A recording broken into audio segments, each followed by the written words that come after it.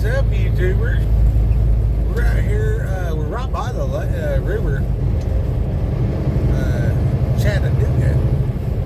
The Chattanooga. Fun fact, there's cannons on top of that mountain up there, Lookout Mountain. And they used to shoot the boats that'd be going up and down this deal, which is, kind of funny considering the whole Iran thing going on. But you see how you got like a cliff on the left, water on the right, cannon on top of the hill? Yeah, they were doing that in the Civil War. So, some things just work, other things do not. Fun fact, one of the things that works is if they would stop eating all the plant oils and just letting us produce diesel engines. The original diesel engine is not a diesel engine for petroleum. It is a plant oil engine to replace steam-powered engines. And the Amish in Pennsylvania grew hemp with a ton of seeds in it, squished the seed, separated the seed, added water to that, let the oil float to the top, skimmed the oil off the top, put it in the diesel engine having tractor, and that's how they powered their tractor. That was the gas station. So that's fun. That's neat. So, 12 valve, 5.9 Cummins for the win. And hemp comes through again. Anyway, so I wanted to make a second video about the YouTube class. So YouTube class number 2. And 2 minutes into this thing. So if I want my kid to understand what I do for a living, I should probably document what I'm doing for a living. And that way we have something to talk about and be relatable and all that. And I might know more about it than someone else. Or someone else might be way better with the cinematography. Is that the way you say that? So, by putting out the content, documenting what I'm doing, I can help train those that come after me. So, my great grandchildren might understand and know what it's like, versus me just now talking about how the Amish had a hemp field and then, big petroleum convinced the government to say marijuana bad and then link marijuana and hemp together. Where I come from, they call it Kansas no high, because you can smoke a bale of that stuff, it'll never get you high. And the fiber is better clothes than rope, and the oil, you can power a vehicle. So that ain't nothing to sneeze at. With all these things considered, it's something. Look at this guy. Look, I know you want to sniff your buddy's butt, but I don't have to let 2 trucks have their own path here. Why don't y'all just go? That's an option. Why are y'all going slow, messing me up? And see, this is one of the things that don't make no sense to me. You know what I mean? Obviously, these guys have light loads. They can go faster up the hill. See how they're taking off? And see how they slowed me down at the bottom of the hill? You know what I mean? That type of incourtesy to just give somebody a problem is just like, and I done let them both in twice in traffic. So, it's just ridiculous. Let them have a little bright light, little thank you. I hope we look right in them headlights. There you go. Appreciate you, bud. Yeah, and then they'll just slow down. But they could have just got out of the way. You know, that's an option as well. So, in my profession, the key is get out of the way. I see now they're going slow and everything else like that because, you know, they're scared. Anyways, they're going to slow down again because they won't go the speed limit. So that's nice.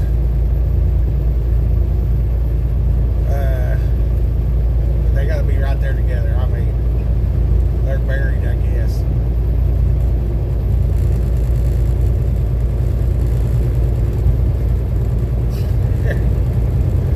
Let's see if we can get around them. We'll get around both of them, then we'll go up the hill. They'll pass me again. It'll be great. This has only happened about 8 times. So when you those trucks are not governed. They were running 80 miles an hour earlier. So we're crossed into Georgia now. So I got to write down my mileage. Welcome to Georgia.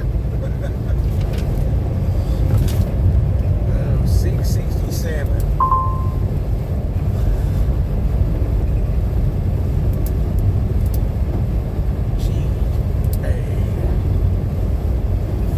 Now see this?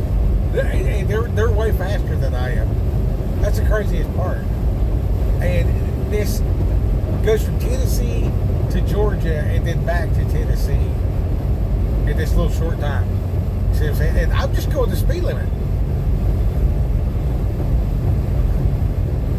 But for whatever reason, they're not. And then, yeah.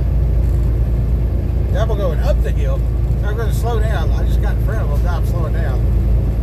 Because they won't just drive the speed limit. It don't make no sense. I don't know. But those little old trailers they got ain't nothing compared to this trailer full of peanut butter I'm carrying. So, I'm faster going down the hills.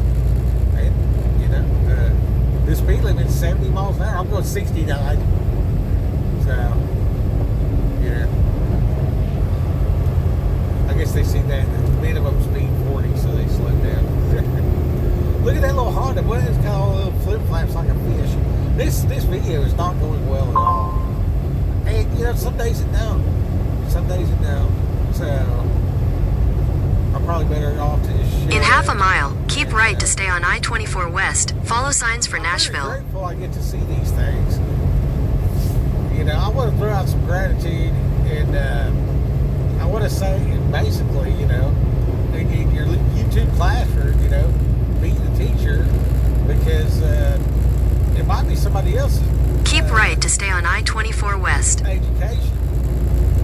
You know what I mean? Like, I mean, these dudes are like almost a whole mile behind me now. Continue on I-24 West for 118 miles. You know, now I can see them blowing smoke, and they're just really hurrying now. And we're going to go up the hill, and I'm going to slow down because I'm heavy, and they're not. A lot of times what it is, the RV guys will figure out that them little bitty 3,500 trucks wear out before you can pay them off. You know, because the tires are small. The tires on this are big, so it doesn't turn as many times to go the distance. So like this truck here's got 413,000 miles on it, and it'll still resell for, you know, $75,000-$80,000. Whereas, you know, Ram 3500 with 400,000 miles is in the junkyard somewhere. So, you know, what's the difference? But they start out and they're pulling them trailers, and then they make a little money at it. And they buy them a big truck and a trailer, and then you'll see them passing me here in just a second because I'm going uphill again. And when they come by, you'll see that they got 3 trailers, so they're getting paid to move 3. But he's really looking over at me like I did something wrong when he's the idiot. That's the funniest part. They're rookies. They don't know nothing. They're specialized to haul that. So in his pickup truck, he can pull one. He might get a trailer and do two. But with a big truck, you get three. See, we're back in Tennessee again. So you gotta write that down. Oh, it's got right there your mileage. 671. Tennessee. There goes BB Transportation. Slobbering fuel all over the road. That's nice. See? Now look up. Here we are. 60. Oh, we're getting all the way up to 70. Oh, we're going the speed limit. Looky here, we're running to the speed limit. Now what?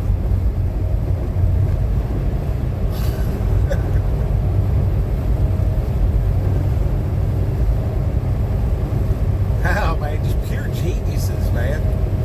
Pure genius. And they were going 80 miles an hour coming up from Atlanta to Chattanooga.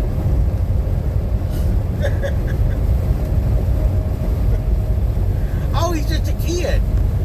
He's just a kid. He's about 19 years old, look like. He's just a little old kid. He don't know nothing. He thinks I'm backing out of it. He's out of his mind. $5 a gallon for fuel. We're coasting all the way to the bottom of this thing. I don't even care. We'll pass his dad or wife or whatever this guy is up here. You never know these days. Some weird stuff goes on. There he goes. He's pouring the beat to it a little bit. He's actually running 70, the speed limit. That's cool. I like it when they go to speed limit. That's cool. By all means, go the speed limit. That'll be great.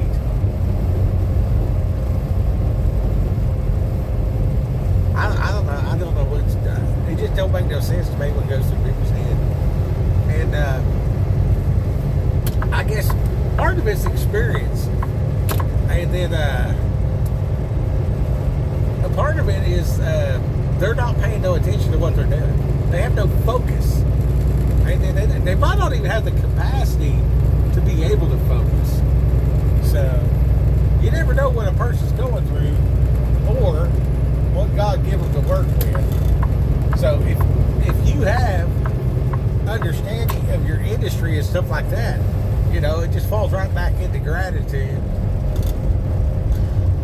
The attitude of gratitude will get you a long way. Wow, don't want to miss that corner. Looks like they're doing some mining up here on the right. They will build a freaking super center right on the side of a mountain in Tennessee. They ain't scared of it. See? All you have to do is go speed limit. You could have just went speed limit, bud. Yep, that's his dad. That's got to be that boy's dad. He's just eyeballing me. He got a big old mustache. It's like, I know he ain't got no governor on that thing. They passed me running 80 miles an hour earlier, both of them. And now they're just pussyfooting around. I don't get it. I don't get it. You're either in a hurry or you're not. I am not. I'm all about the fuel economy. I'm about making that money. Or not spending the money, increasing the profit, which is making that money. So, you know, I budget my time and pick my routes and stuff. The other routes got more hills. Yeah, there they are. They're about a mile behind us again. I don't know what they're doing. Oh, Slick with the mustache. He really...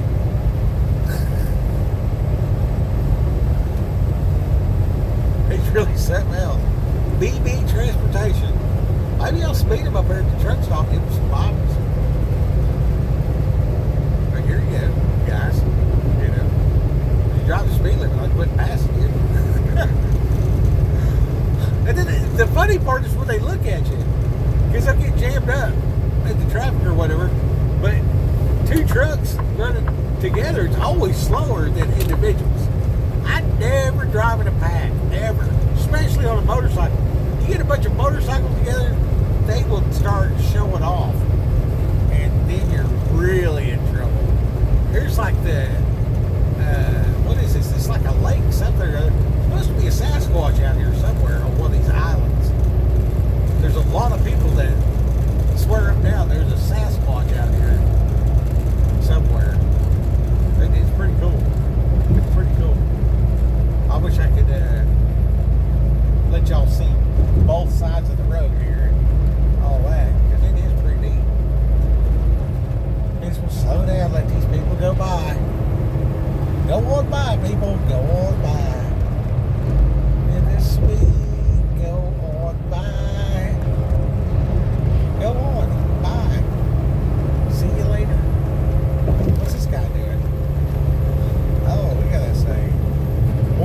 suicidal van running 30 mile an hour. There we go. Hey, this truck is governed. It's 70 miles an hour. And the speed limit is 70 miles an hour. So, by all rights, I shouldn't be able to pass any of these people. Unless maybe going downhill. And from Chattanooga to Knoxville's mostly uphill. There's a great big hill up here in America. Anyway, so, Section 2 of the YouTube classroom should be a focus on the creation. Like, what do you want to teach people? Get your reps and cents in of actually, teaching people. And you talk about what you're good about. You know what I mean? I'm pretty good about delivering freight to the right destination. Stuff like that. If you can explain it to a 5-year-old, then you actually know what you're talking about. And if you're correct. So, being factually correct in your instructions. That's a key point. You're going to keep that in mind. It has to be factually correct.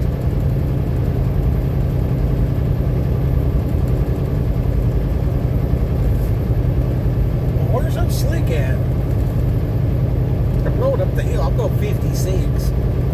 See those cars? It looks like they're really past me, but they're just going the speed limit. That's all it is.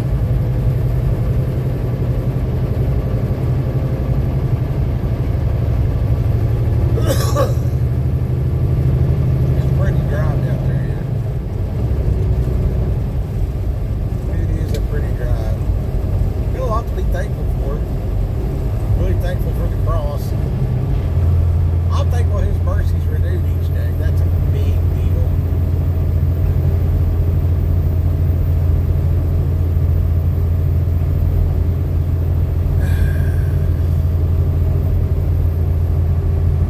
Nashville, 109 miles.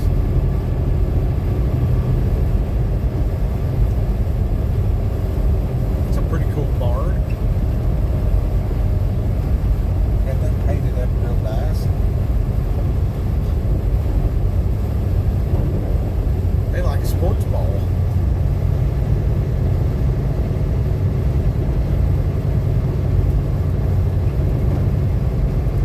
How many people out there go out and cheer at church as much as you cheer at the football stadium? Does your church get mad if you're like doing the wave for Jesus? Is it sacrilegious? I've seen a lot of things in churches. I read the Bible first, then I went to church, and I don't think I've ever been to a single church where I wasn't in the back of my head thinking, why are they doing that? Where does that come from? What's the point of that? The Bible said, beware of the traditions of men.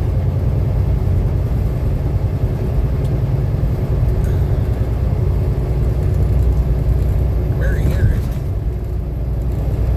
Some of them good. A bunch of them evil.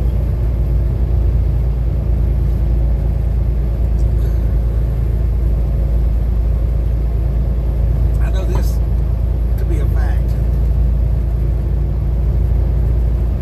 If you're going to live in this modern age without a cell phone, you are going to be much happier. I don't know that you can really get it done, but and have anything.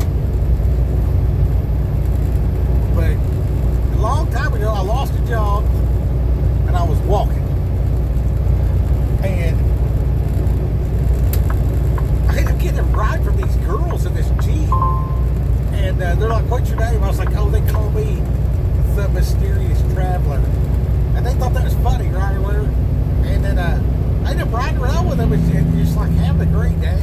And then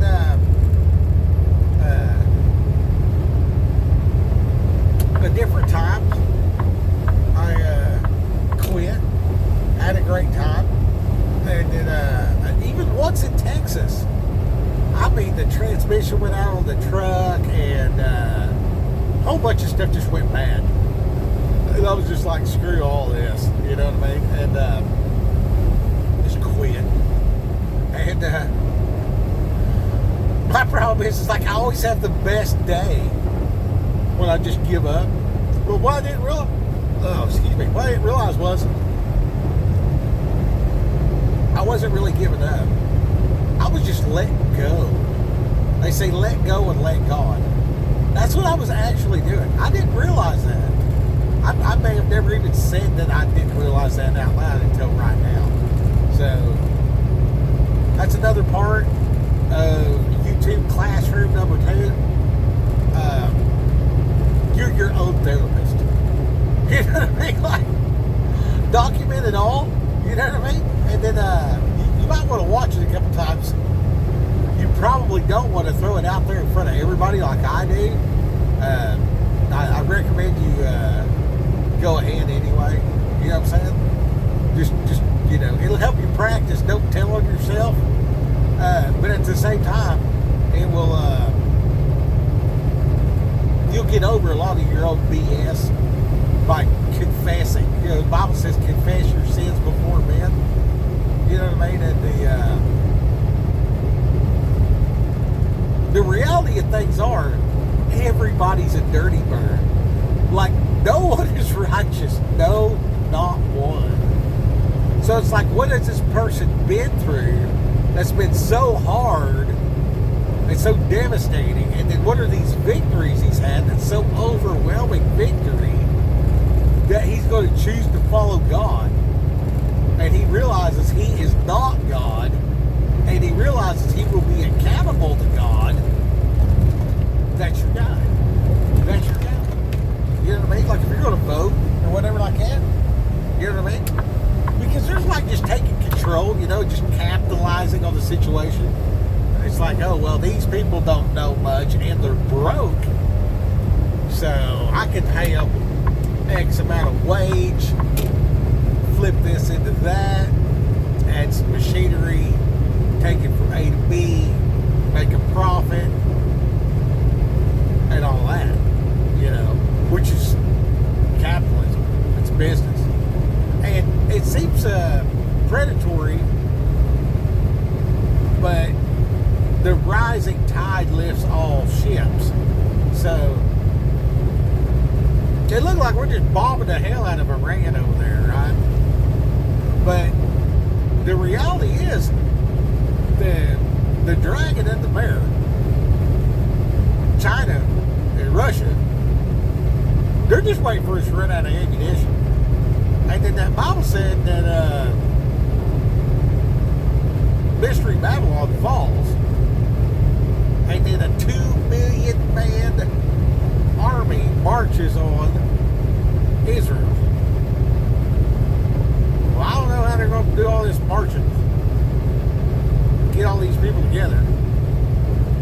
I don't know the particulars of it, but if I was to guess, I would assume that the communists got together and went to overwhelm Israel, and they have this big fight out in this field called Armageddon.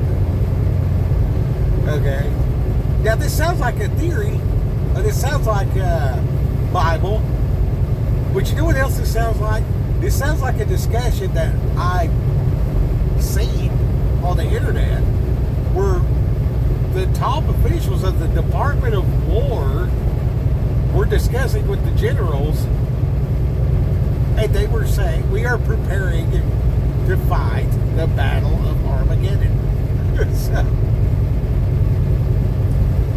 they suspended the Jones Act, so now a Chinese vessel can go up the Mississippi River,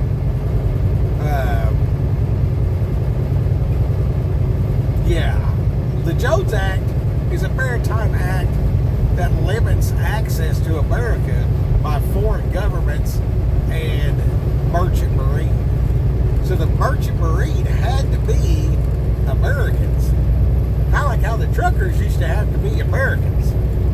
But now, it saves money if you just get the immigrants to do it. And it's real hard to find somebody that'll come out here and just drive around and just dedicate their life to the open road. And it don't pay enough to go home for a week, or, and then the hours of service rules, you can't just drive when you're awake. Like, I could have drove 3-4 hours more yesterday, and there's no more first come, first serve. There's appointments, so I'm unloaded at 6 a.m. and the next load doesn't pick up until 1400. So, and then of course, it ain't like you just snap your fingers, you're from one place to the next. So, that delay, and then coming up here, and then I'm gonna be up here by Chicago. I'm going to deliver tomorrow morning, grab a backhaul, probably go down to the border, and I can drive from Chicago to Mexico without stopping. Literally get gas in Missouri on the way, because that's where the cheap fuel's at. But it's nothing for a man of my caliber to drive that far, but because of this clock, it doesn't allow me to do that. You know what I mean? So you get this Ford guy, he comes over here, he either, one, doesn't care, or two, doesn't know. And then somebody's like, yeah, we'll give you $300 today if you'll drive from Chicago to Mexico. They're like $300 whole dollars. And the load pays like, $4,000 or $5,000. And you gotta buy fuel and all that. But the driver's pay, what is that? That's about 1,000 miles. So, at 70 cents a mile, it should be about $700. Take out your taxes, blah, blah. It's $500 after you, cover all the bases. But it's $500 profit. I feel I ought to be able to knock it out in one day. And a guy like me can do that. No problem. I used to leave a keg party at 3 o'clock in the morning to get up at 5 and go roof a house. Pretty sure I could just drive the truck. Anyways, they put limits on me. And old Slick from yonder, he's either ignorant or don't care, and then they're paying him half. You know what I mean? So there's profit. You know what I mean? So they're capitalizing on that situation. And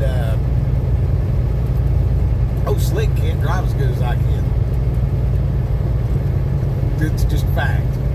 So it's good enough. You know what I mean? I mean, this ain't rocket science out here. They've not got the truck trained to do it on its own. But they crash all the time. And then whose fault is that? I seen that one company, they had this AI rig that they put on your truck. That guy put it on there, and they wrecked the truck. And then cops were at the scene, and they're like, we don't even know who to write the ticket to. The guy that owns the truck or the guy that owns the equipment driving the truck. I was like, well, the equipment driving the truck is the driver. So when you roll over all the responsibilities of the driver to a tech company, that's where they're like, oh shit, we ain't doing that. That's too much risk. Them nerds crunching numbers are like, oh, $57 million lawsuit, 7 of these bastards wrecked yesterday. Well, I got a fleet of 1,000. Yeah. We can't take a 7x million lawsuit every day. Not exactly profitable. Nobody's going to insure that. So anyway, they're working on it. And it looks like we might be in the season of the end of time. So I'm going to drive around and hand these bottles out.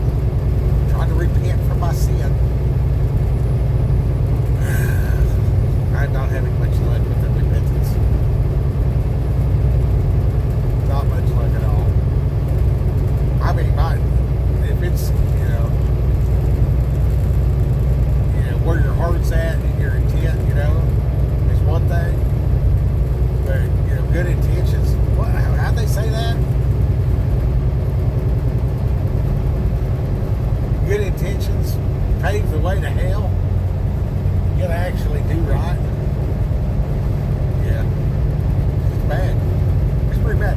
I think one of the worst things, because it's so hard to get over, is like your body's the temple. So, all sins against God and God alone.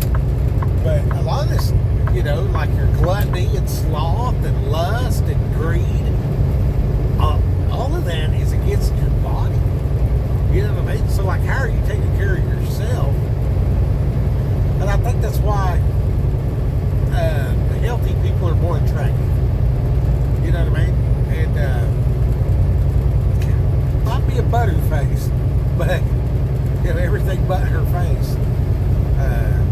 The hillbilly cartoons back in the day, they just slowly show from the ankles up, looking great, and then all of a sudden just like, crazy looking head. Well, when you take care of the temple, the body's the temple, you're going to look a certain way. And it seems like the way you religion bleeds over into the way you do everything else. You know what I mean? If I'm real, just determined that I'm going to do right by Jesus and by God, this and that, and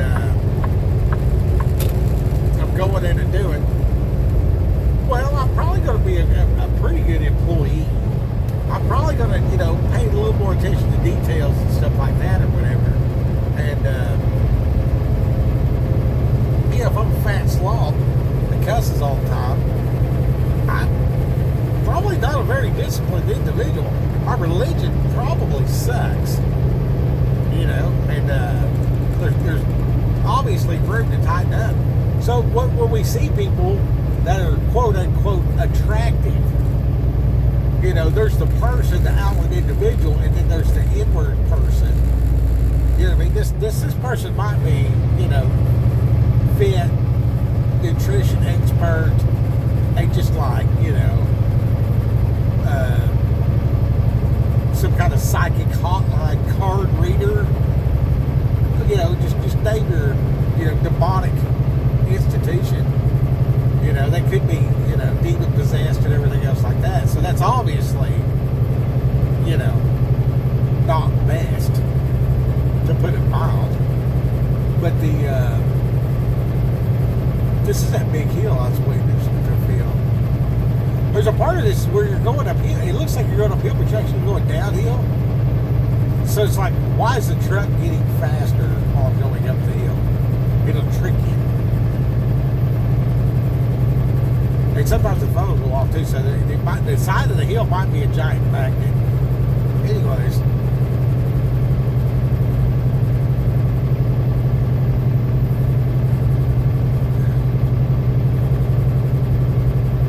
So when you see these attributes, what's attractive?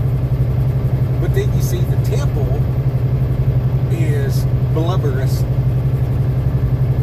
And then you'll realize like there's this diabolical worldwide corruption. It says that a third of the earth struck bitter. And then like, they're putting not fit for human consumption on some of the food for sale at the grocery store. So what is up with that? Why would they put a label like that on there? And then come to find out that labels on there like that because the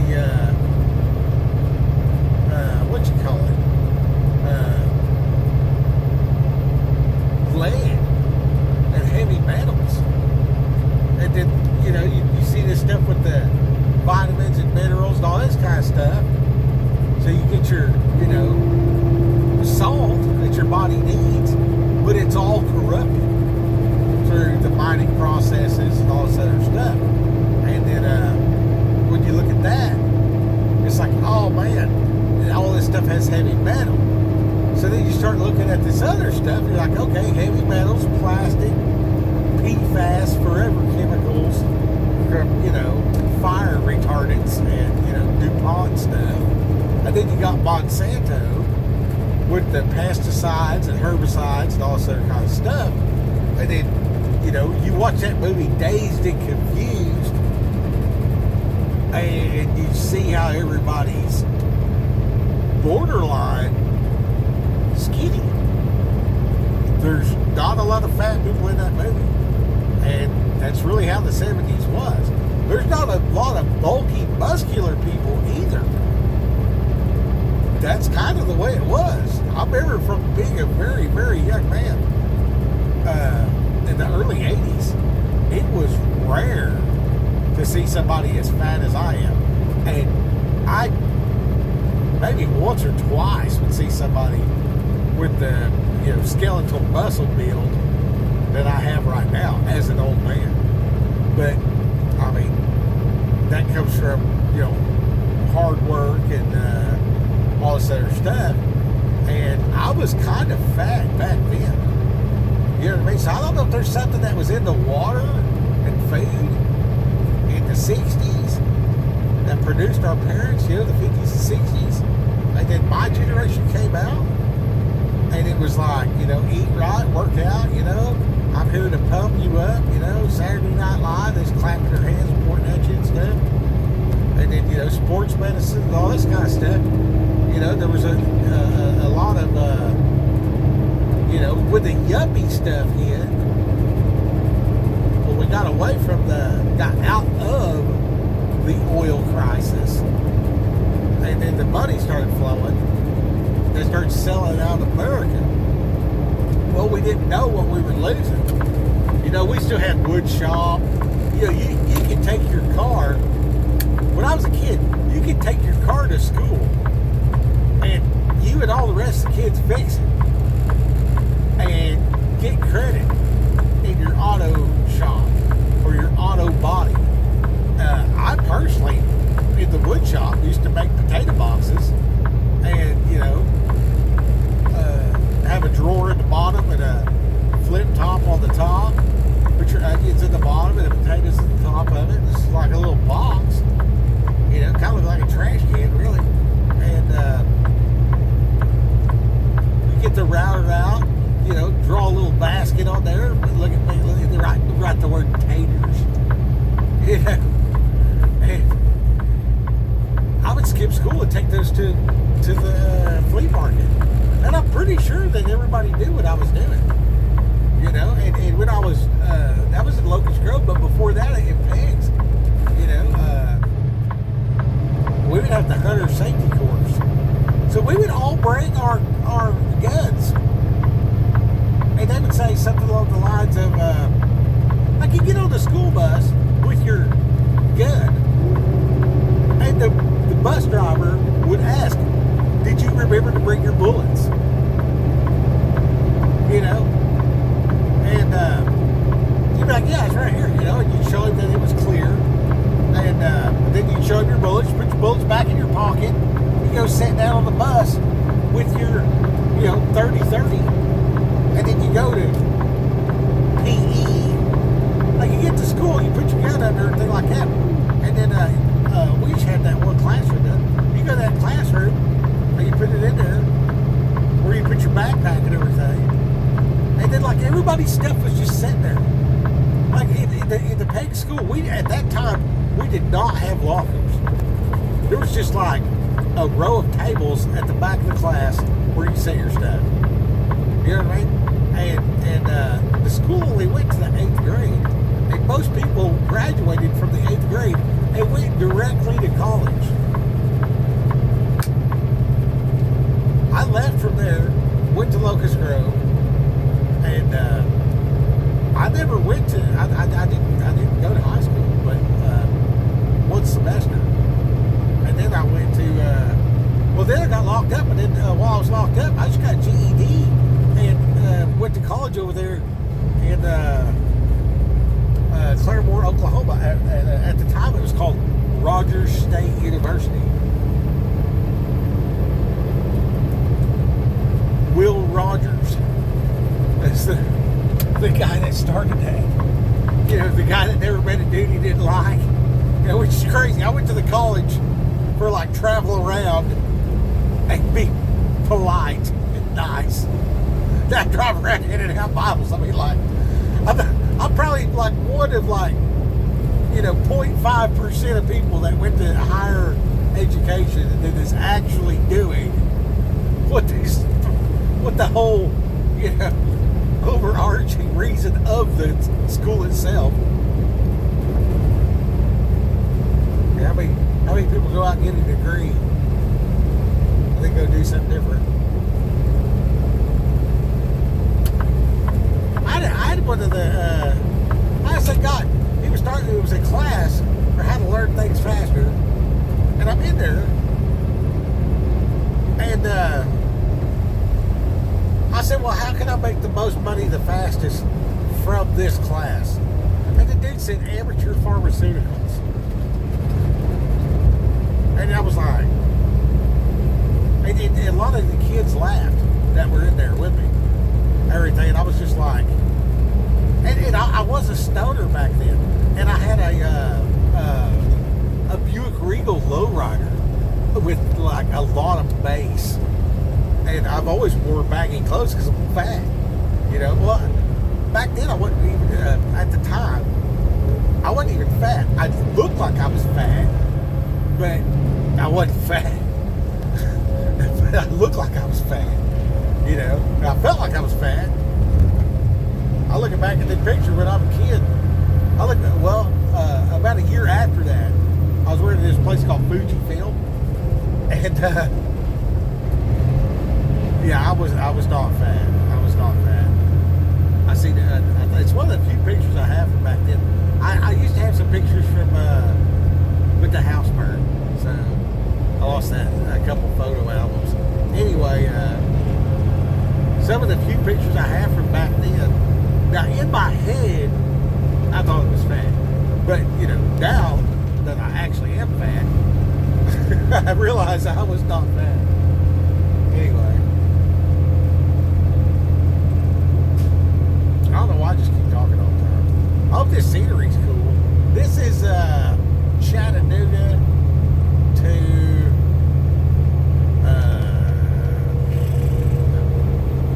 Nashville. Highway 24. Just going in and doing.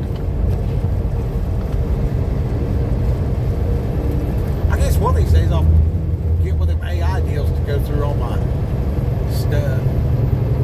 I can't organize all this into clips of 7 minutes. 7-minute clips. If I can figure out some AI, I'd be like, okay, AI, watch this, categorize this. Of the 53 topics he's talking about, make 53 clips, categorize the clips, and then, wow, I am 22 miles an hour over the speed limit. Let me slow this thing down. 22 miles per hour over the speed limit seems a bit excessive. We're going to go ahead and slow down. I know what it is because these dumbasses, they don't know how to drive. So just ride the brakes, tear stuff up, lose their brakes, kill somebody. I'm heavy. I'm going 51 miles an hour with nothing but the J. I'm not touching the brake pedal at all. I'm going 50. So just the engine brake is more than what's necessary to hold the truck back.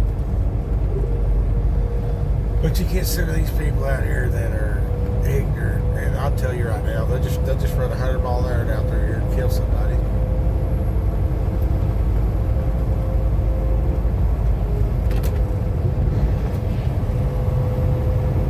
Which means I gotta drive slow.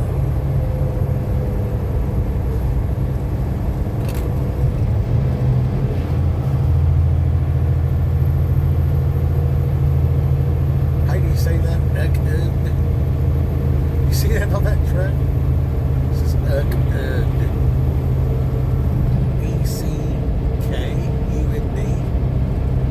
Oh yeah. That's not a Ford company.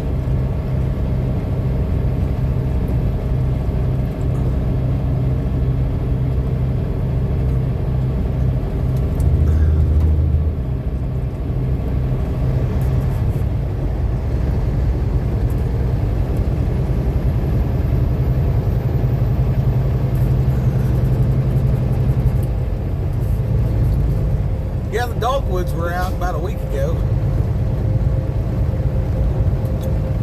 I wish I'd have come through then. There's a lot of dogwoods on this road.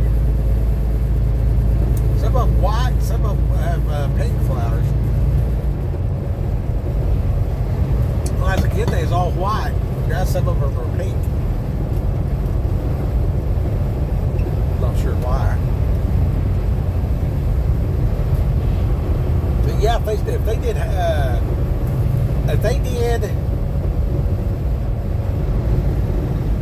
like how they do the corn and then they do the ethanol, if they use that same field for hemp, you never have to replant it. And when you grow it close together like that, man, they get all kind of seed pods. You wouldn't believe how many seeds they get. And that seed is so full of oil, you can just do a cold press and then run a diesel engine off of it. Which is it's pretty wild stuff. It's pretty wild.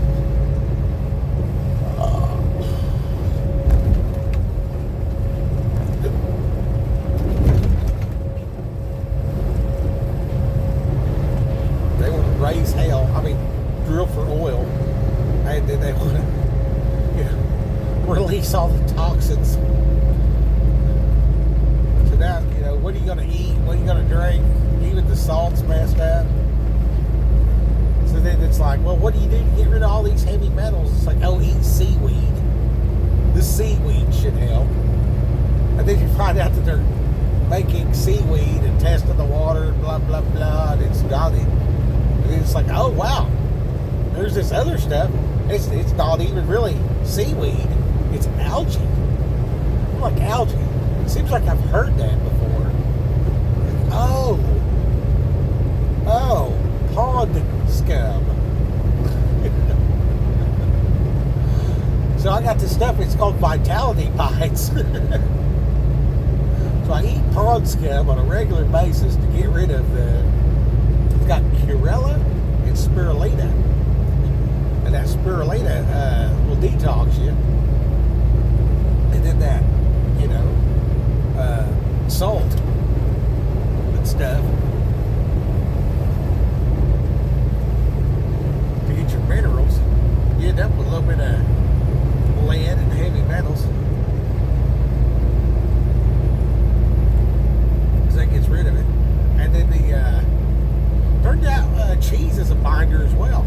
So one of the best foods that you can probably get is if you go to Walmart, they got these mushrooms that have mozzarella cheese. Now the mushroom is incredibly similar to the building blocks that your body needs. So super easy on the digestion. But through the modern system of obtaining food from Walmart, from farm to table, and the stuff in the ground, and the water, and the plastic, and the PFAS, heavy metals, the herbicides, pesticides,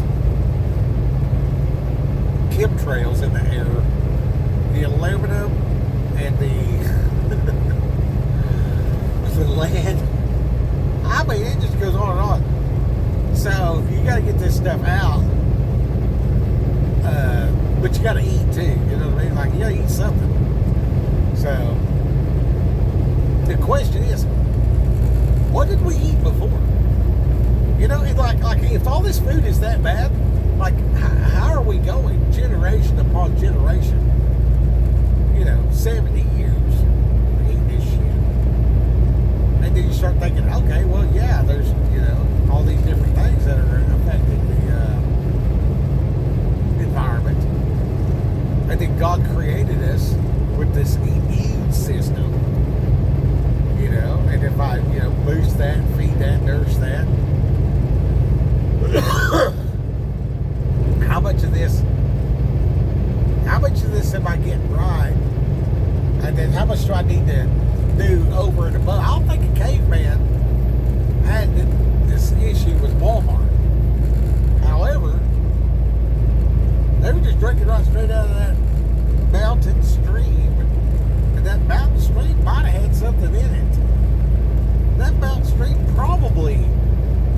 that stuff in it.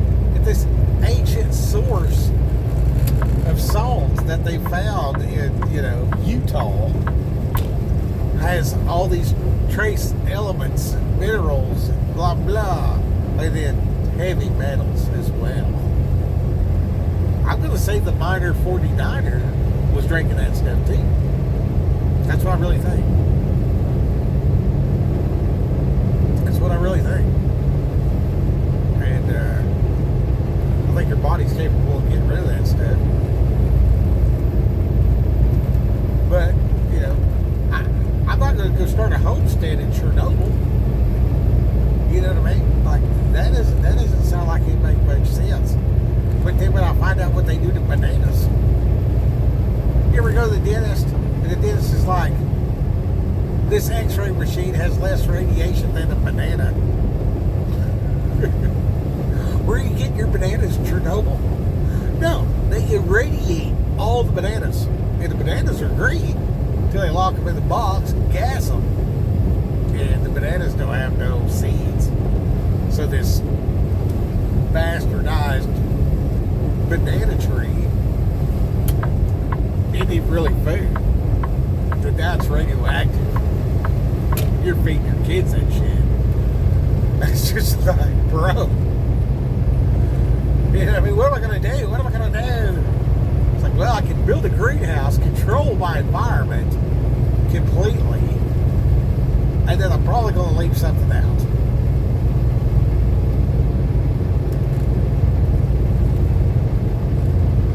What was that movie, Biodome? Go back and watch that movie, Biodome. A lot of wisdom in that movie. What were they doing in that dome out there, growing their food and stuff like that? That was a real thing too, way back when, and they were trying to figure it out and everything. And like, you can go to, I think it's Epcot Center in Florida, and you can see some of the stuff where they're trying to grow stuff. And then, even on that garden wall, I use freaking rain gutter. And rain gutters aluminum. So when the birds shit all over your roof and those minerals that they crush up to make the different colors of your roof, and then it rains a little bit, you catch the water, you got your first flush. So, it gets the bulk poop. But I've washed my windshield before. It takes more than just a little bit of water to wash away the bird shit. So, I got bird shit and chemicals and dust and chemtrails and all this stuff on my roof. It rains a little bit, first flush does its thing. Then I catch the rest of it. I'm going to drink it. I say, well, I want to catch this natural rainwater, and I'm not drinking it. I'm just going to feed my animals and water my garden with this water. This water. Then you're like, well, what about like acid rain? What if I'm downwind from the highway where all these trucks are, all these cars, and like downwind from a city with all the brake dust from this truck stopping, these asbestos brake pads, and this, death flood and NOx and all this other stuff, which I'm pretty sure when I drive a truck that does not have DEF, my nose is fine. When I drive this DEF having truck, my nose stays plugged up. I think most of it's the bacteria in the HVA system of the modern trucks, honestly. I think that's really what I'm allergic to. And, so, I gotta eat pond scum to get this stuff out of my body, out of my system. But then I gotta fast, man. And I gotta drink water. And when I'm drinking the water, I gotta put the LMNT. I'd love to see a study on that. Did they check LMNT for heavy metals.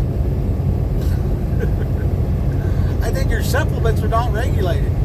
So, you're like, oh, well, Big Pharma gave us these pills.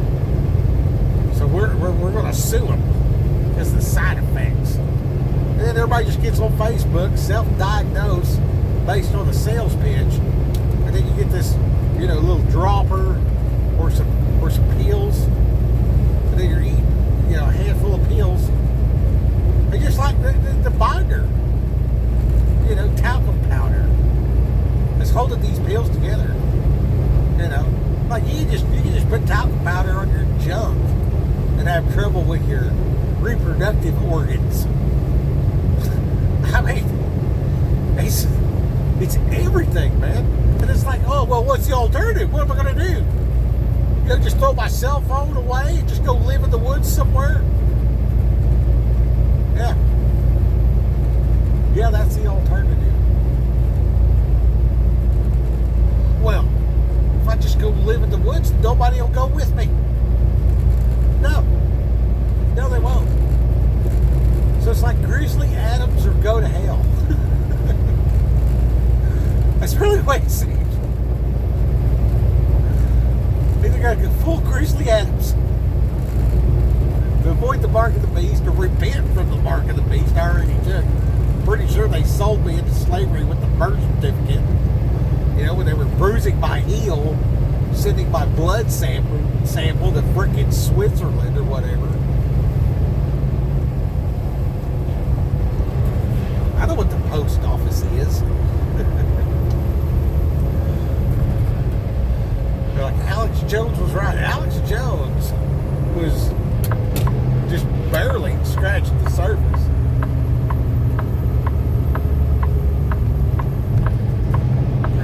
Pretty wild.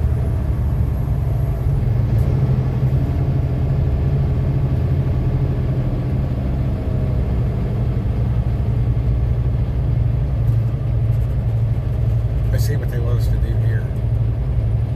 What do you want me to do? Keep left. Okay, keep left it is. In half a mile, merge onto I-24 West. Here's a way station.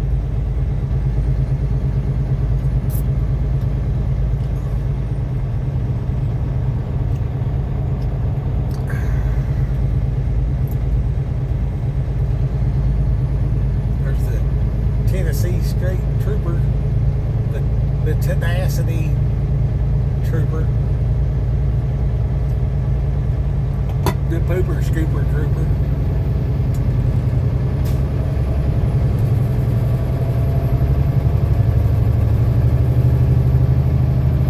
Cops are hot and heavy out here, I'll tell you right now.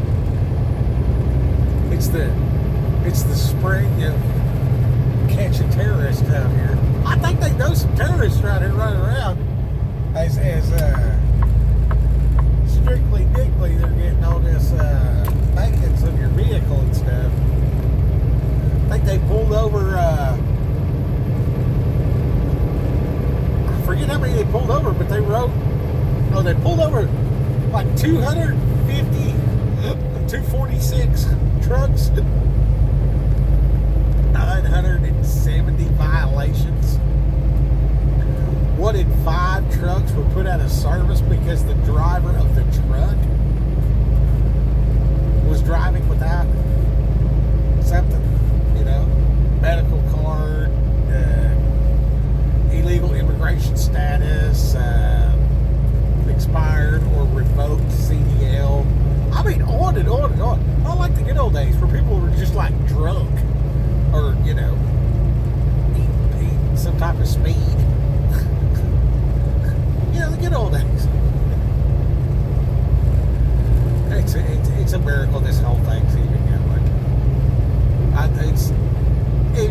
If people had a clue, this is no shit. This is no shit. If everyday people knew how their stuff gets to the store, everybody would panic, dude. Everybody would panic. I mean, we're just not getting to where they like ask you for your phone number. It's 2026. When I was a kid, we went and we picked up this. Now, granted, it was a jet engine or whatever, so it ain't like somebody's just gonna like take your jet engine. But we had this load, and it was the summertime. I was out of school. I think I was, probably about 8 or 9 years old. Let's see here, third. Yeah, because I still go to school over in Pigs.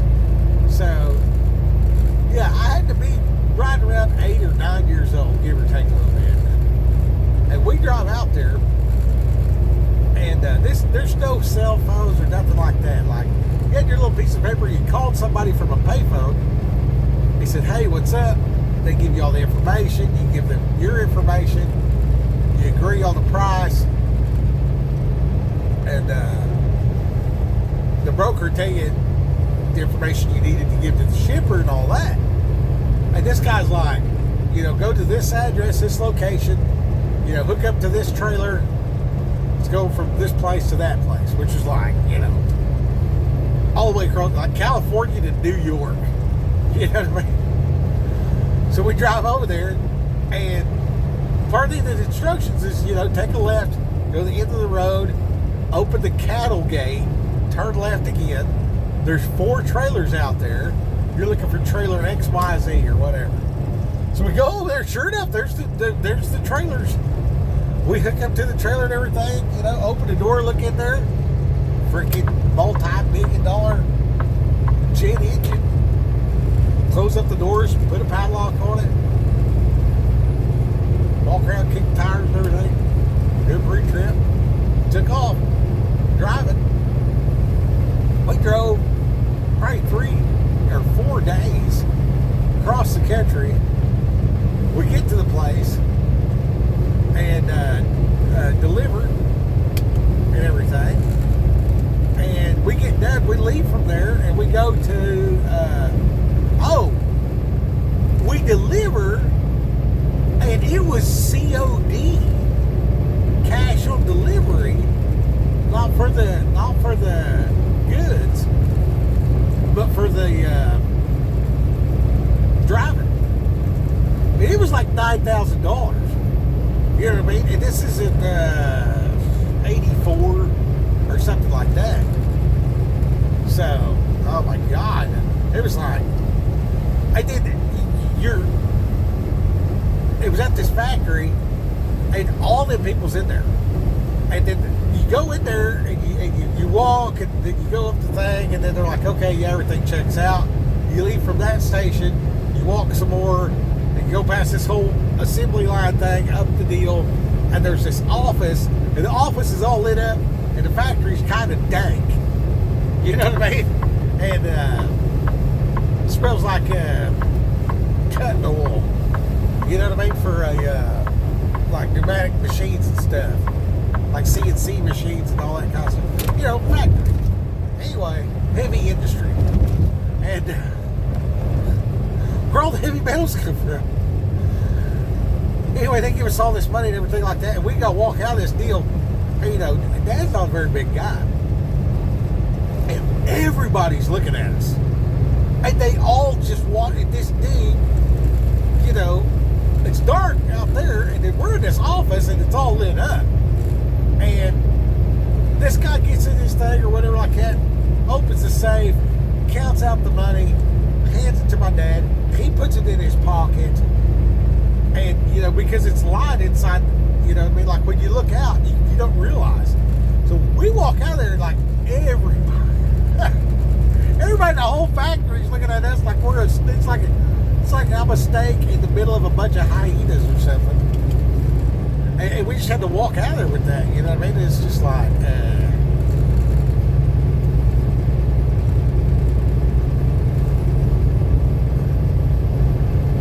my dad used to go to competitions for how fast you could, pull, fan fire a black powder 50 caliber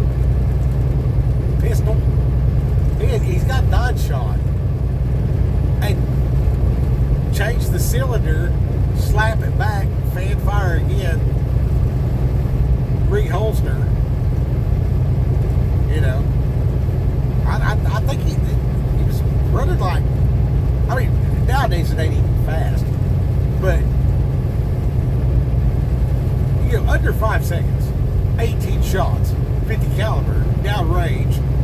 You know what I mean? Like, it ain't nothing to sneeze at. You know, and to this day, that's completely legal in Texas and Oklahoma. Even if you're a felon, it's completely legal. It's called primitive arms. Like this here, look. Look at this here. Like that. Primitive arms. You know what I mean? That's a, what's this deal here? It's got a good handle on it. Real good handle. You see that? And then there's this. You know what I mean? So like, what's that deal where they're like, they go like this, and then they go like that? What's that deal? Can I get it in the picture? Oh, where the guy's got it up here by his head, and he's just like, lifts it up. You know what I mean? It ain't that hard. I don't know why people do that. I think it's supposed to be some kind of strength test or whatever like that. I used to roof houses with a guy that had one arm. Like the dude that gave me a house roofed houses, and he's only got one arm. His other arm, like about right here, up, go. And this dude, he would take the roofing nails, and this dude you put it around your neck. It's kind of got a V bottom, like an automatic feeder, and then it catches the nail heads, and then the shank of the nail falls down, and you can reach up there in between your fingers and grab them shanks and just slide it out. They call it a banjo. And so you take your nails in between your fingers, you sit it down there, tap one, move your hand, drive it, tap, drive it, tap, drive it, tap, drive it, grab some more, tap, drive it, tap, drive it, tap, drive it, tap, drive it. Set a new shingle in place. Grab some more. Tap, drive it, tap, drive it, tap, drive it. If you're 6-nailing. Anyway, you want a 6-nail if you're above a 712 or in a high wind area. Anyways.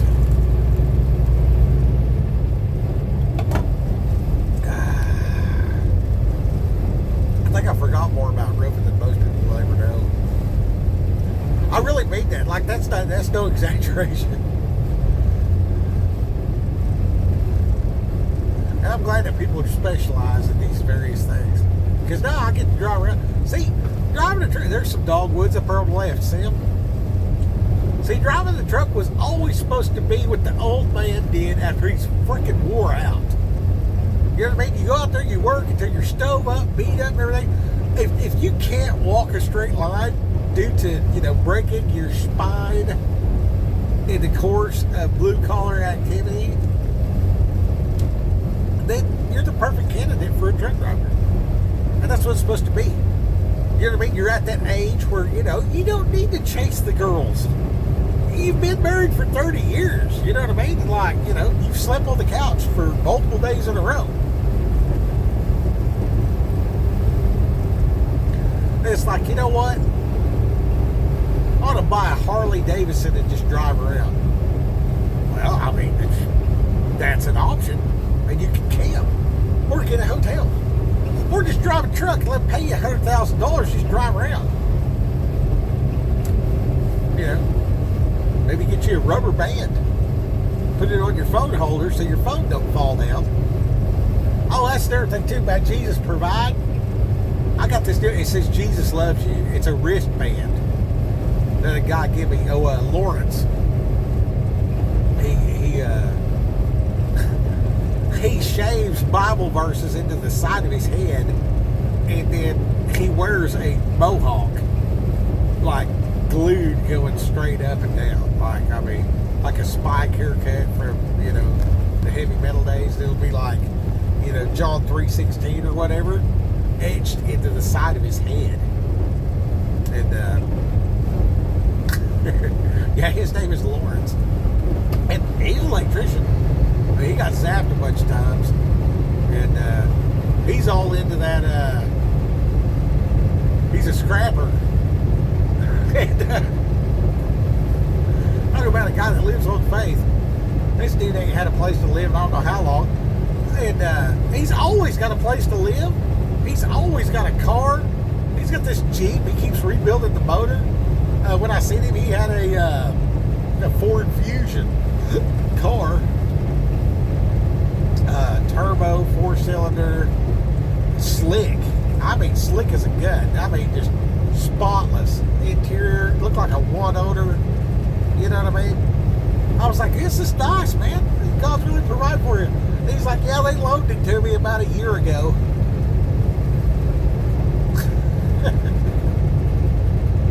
This dude ain't had a job. I don't think he's employable.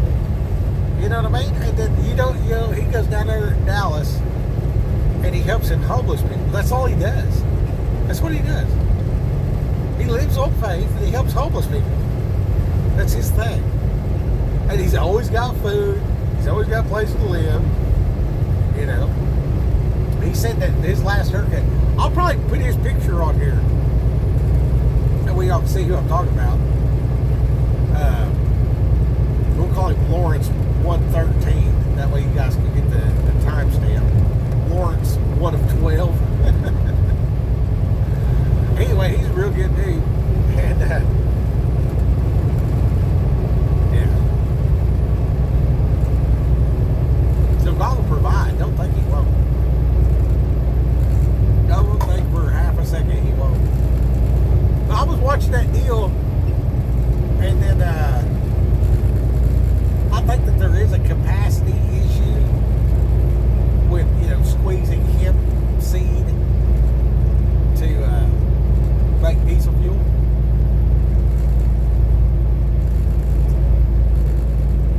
I'm not sure how much of it you'd have to do. I know it is a thing. I think there's something about dig a hole, throw the tree in there, put the branches on top of that, and then throw the salt, hay, stubble, wood chips, add dirt, run a tiller through it, plate your hip, and you're freaking done, bro. You know what I mean? You do like 10 acres of that, it just grows back on its own. You can go out there with a freaking skid steer and just like flail this thing and, rake it, hay bale it, get it back to your processing situation, cotton gin this deal to get the seeds out, squeeze the seeds to get your fuel to run your tractors. Yeah, and you're good to go as long as you possess the land. That's enough to run a JP1 powered Jeep and a JP1 powered, a lot of people get the skid steers, and I get it, you know what I mean? I prefer a Case 580 Super L with the Extendo. That's my favorite construction device. The next favorite would be the Lull. If I could reach about 42 feet in the air with a set of forks, I could build a lot of stuff.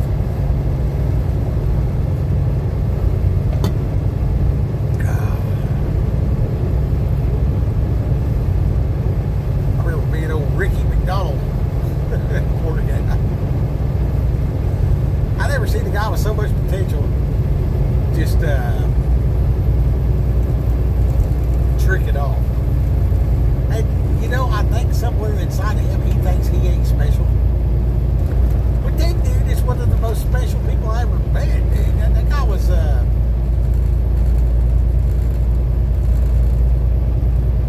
don't even know how to say it, man.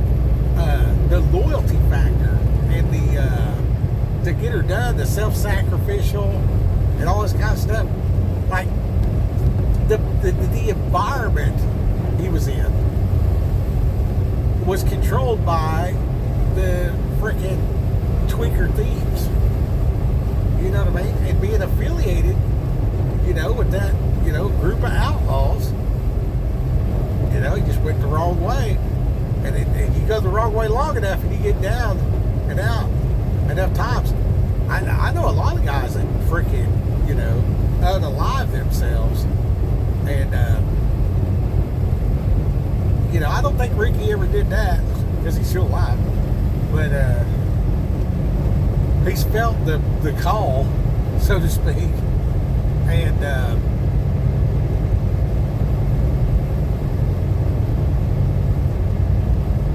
hold my beer and watch this, has a root of rejection and bitterness and a need, a want to fall in line and all that. And we get propagandized with all these videos and films and stuff because they want a strong military. You know what I mean? But being a good soldier and taking care of your family is there's these very, very significant differences. You know what I mean? And if we did here what we did yonder, they don't treat us with honor. And I see a lot of people that are squared away military guys that don't get it. And they'll see a guy that's been to prison or whatever else like that, and then they'll see another guy that went to war, and they don't make the connection because they haven't been to both places. And having had significant hypothetical situations in my mind,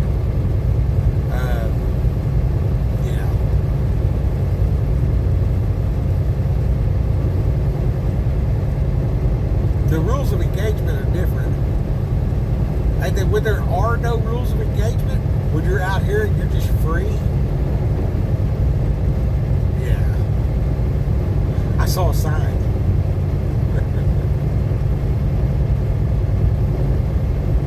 But what does it look like? What does it look like? It looks like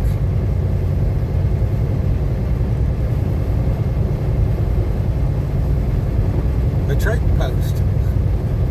I saw another sign. Oh, there's always been a reason I like this road. I wonder how many people live on this road that a man can just knock on the door and say, hey, I'll make a hand around these parts. How do I get my foot in the door?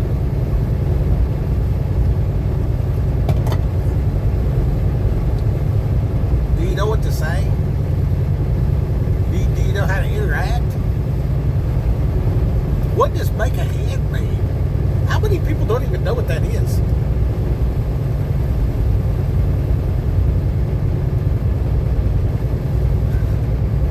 I know a lot of people that make a hand. It would have been a different situation.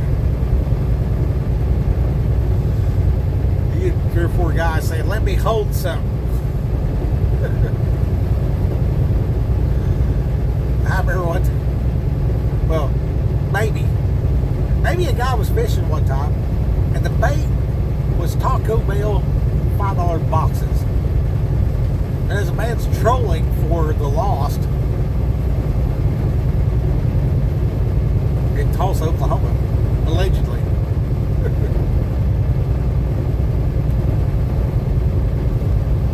A group of thuggish people seemed to be on one lap, seen a small homeless encampment, but they seemed squared away. Kept looking. Seen some others. Stopped. Gave them some, encouragement, Bible, and box of Taco Bell. Drink and everything. And made another lap. Every time I pull up there to the Taco Bell drive-thru, I'm like, another round. And I'd pull up to the window and I'd just ask this. I would tell a different Jesus joke, like 15 times in a row. And this guy's like, man, what are you doing? Well, you're supposed to be a fisher, man. You need some bait, right? What does every man want at 1 o'clock in the morning on a Friday night? Taco Bell. You know? They might want a lot of other stuff, you know, depending on who they are, but you know, that's a Taco Bell joke. Anyway, I turned the corner and everything like that, and I ended up pulling in this place. I pulled around the corner with the truck, put me in between them and the truck, and there's a corner of a building. Stop the truck, get out, slice the pie, walking around the corner, and there they are. And one of them had a gold chain, and there was a couple that looked like hang-arounds or whatever like that, and 3 or 4 that were just, you know, up to no good. Youngins, probably 20, 23. You know, I walked up there, and they were obviously, you know, harassing, you know, or they appeared to be obviously harassing this, you know, extorting these 2 homeless people to whatever degree. And I was able to go up, I'm like, hey man, is anybody hungry? You know what I mean? Like that, you know, hey, I seen you a minute ago or whatever. And I just walked past them and was able to go straight to the ones that looked like they might be in need of a savior. I handed them the box. Turned around, handed the leader guy a Bible. So how you guys doing tonight? You know, this, that, and the other. We started chopping it up and everything. And the guy looks me up and down and everything, trying to figure out who I was. And I told him a joke about Jesus. And then I made reference to death on the cross and resurrection. And I'm like, you know, where are you going to go when you die? I know God saved all the world and everything else like that. Do you believe that? And he's like, yes. I was like, so you've heard about it and everything. And I said, but where are you going? And just left-handed knife hand kind of poked this dude in his chest. And he was wearing gold chains. The joke, I started with the joke, you know, why Jesus quit wearing jewelry. He breaks every chain. You know, man, and then, you know, after he broke the chains of sin and death, something else he did, you know what I mean? You know, he raised himself with his own power from the dead. You know anybody that can do that? Where are you going? They kind of poked this dude in his chest. But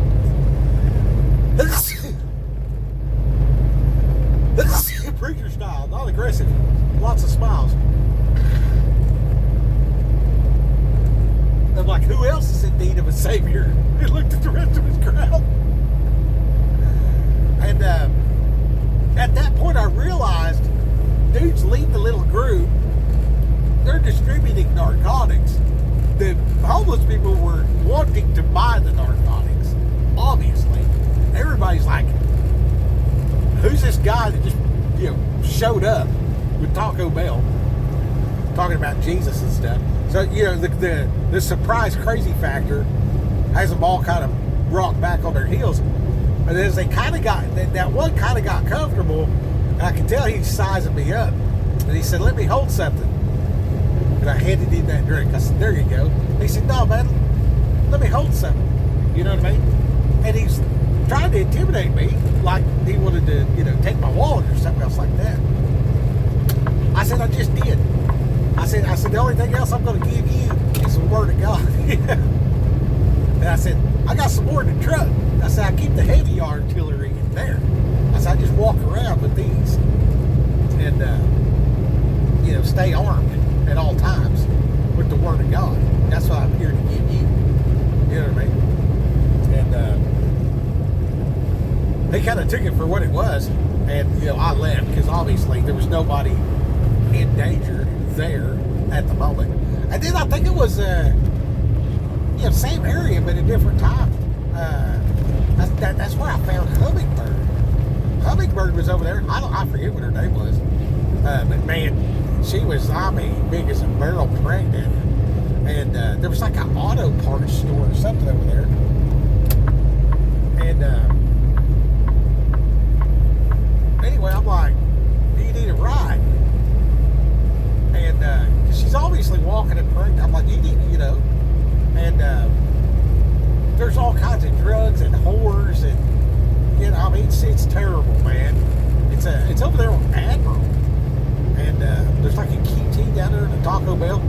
right there in that parking lot, it used to be Action Power Sports.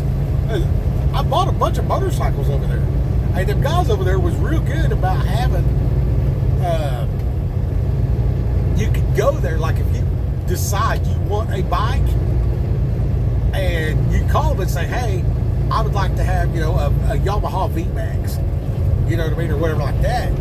They would be like, okay, I'll keep an eye out. And then, not only did they keep an eye out, but they would wait and specifically buy one that was had all the right modifications and stuff like that, because you could buy a hot rod a lot cheaper than you can build a hot rod, right? And then what you're affiliated, we're like that with them anyway. So well, if you see one of these, that's where I got that FZ07. Man, bro, I don't know if you ever seen it. I think it might have got deleted. I don't know. But it's on one of them. Anyway, that bike would run. And then a couple other modifications, it ran even better. And, from 20 to 80, very difficult to beat. Very difficult to beat. In fun factor. Now, there was stuff that was faster and all that, it wasn't like a dragster or nothing else like that, but the flickability, and then the cruise 80 miles an hour all day long, and then hit the trail, and take some single track trail and make it. You wasn't really going to be able to get over a downed tree or in the path or stuff like that. It was not a dirt bike, but it was the FZ07. This was before they had the Tanneray, the T7. Same motor. That's more of a dirt bike frame. You probably could get over a tree on that. I bet you that old Wrangle Stars deal, and he said something about Boomer or whatever else like that, but I don't live in the Pacific Northwest. My house is in Texas. There's a big difference between, I can see that mountain over there, and I'm going to go through the woods from this hill I'm on to the top of the next mountain, versus, I'm in, Fort Worth, and I'm going to go to El Paso. That's, 600 miles away. I don't want to ride a dirt bike 600 miles across Texas. But I want to be able to get up on the paved road where the speed limit is 75 miles an hour and everybody's running 90, and just kind of fall in line around 80 or 90 without blowing up the bike. And they do those bike trips which I'll never get to do one, but if I had a Tanneray, 700 T7, and that's what I would get for that. But I would ride the bike from Texas to the Pacific Northwest, and then ride the trail with them, and then ride the thing back. And then, he said something about, oh man, that thing's so heavy, most people can't even pick it up. Well, I had the FZ07. I picked it up and put it in the back of the truck to get it home. I got a Yamaha 250 V-Star, whatever the hell they call it, but it's a 250 Yamaha. I loaded that in the back of a 2018 Ram by myself, So I'm pretty sure if it falls over, I can pick it up, is my point. It just blows my mind sometimes, because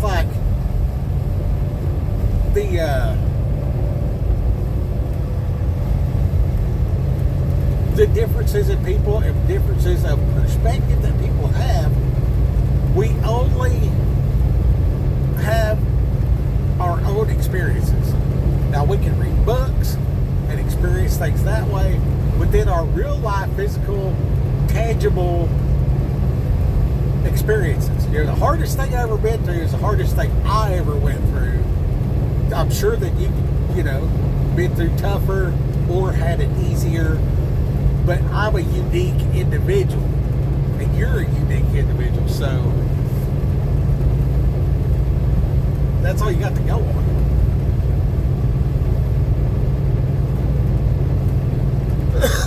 Being a real man and realizing that, you know, like right now, I'm just sitting here talking to the phone. Like, I don't get to hear what you got to say about that, and then retort and agree or disagree or hear your perspective and adjust.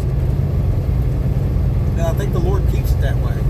You know, how you gonna make YouTube videos for 8 years? Look at this guy.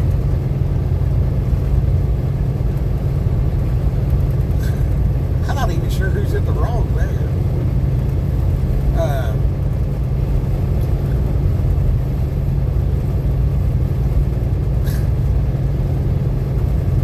8 years of making videos, and I don't have 500 subscribers, so I can go live. To just be having this talk live, going down the road, chatting with whoever pops up. Oh, that's right. Probably shouldn't be reading the chat while I'm driving down the road. So the Lord provides. Yet again. It's pretty cool, man. It's very cool. So I think we're getting into Nashville. And, well, we're getting into the businesses that are on Highway 24. We're probably still there 20 minutes from Nashville. We'll go up here and zoom through, cut across. Take 24 over to Paducah. Get up on 57, run 57 up almost to the top, cut across. And there's a Petro truck stop. They got a Philly cheesesteak sandwich over there. I mean, just blow you up fatter than hell if you eat them regularly. But yeah, that's a once a day situation, and that's where a lot of people get in trouble out here in these trucks. They'll go out they'll eat breakfast, lunch, and dinner at the truck stop, and it's like, bro, that $13 sandwich, that's like all the food you need today. You're just sitting there.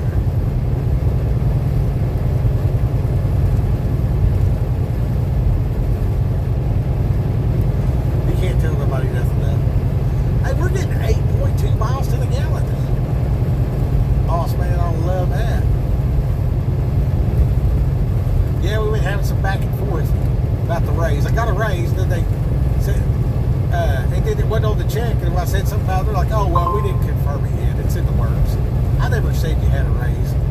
So I just screenshotted it and sent it back to you. I'm like, he's like, I never said that. I was like, really?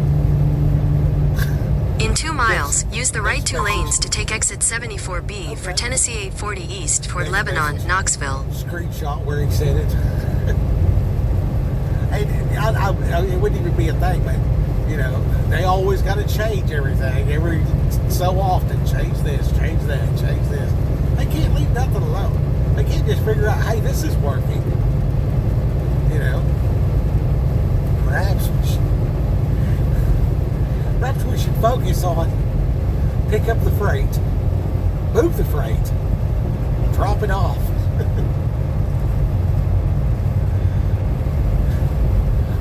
I've been arguing with them for 5 years to have somebody with a phone. I'm offered to buy a phone. I was like, bro, I have a phone you can have. I will add it to my family plan. It cost me $25 a month to add a phone line to my plan. Tier 74B. I guess I better get over it.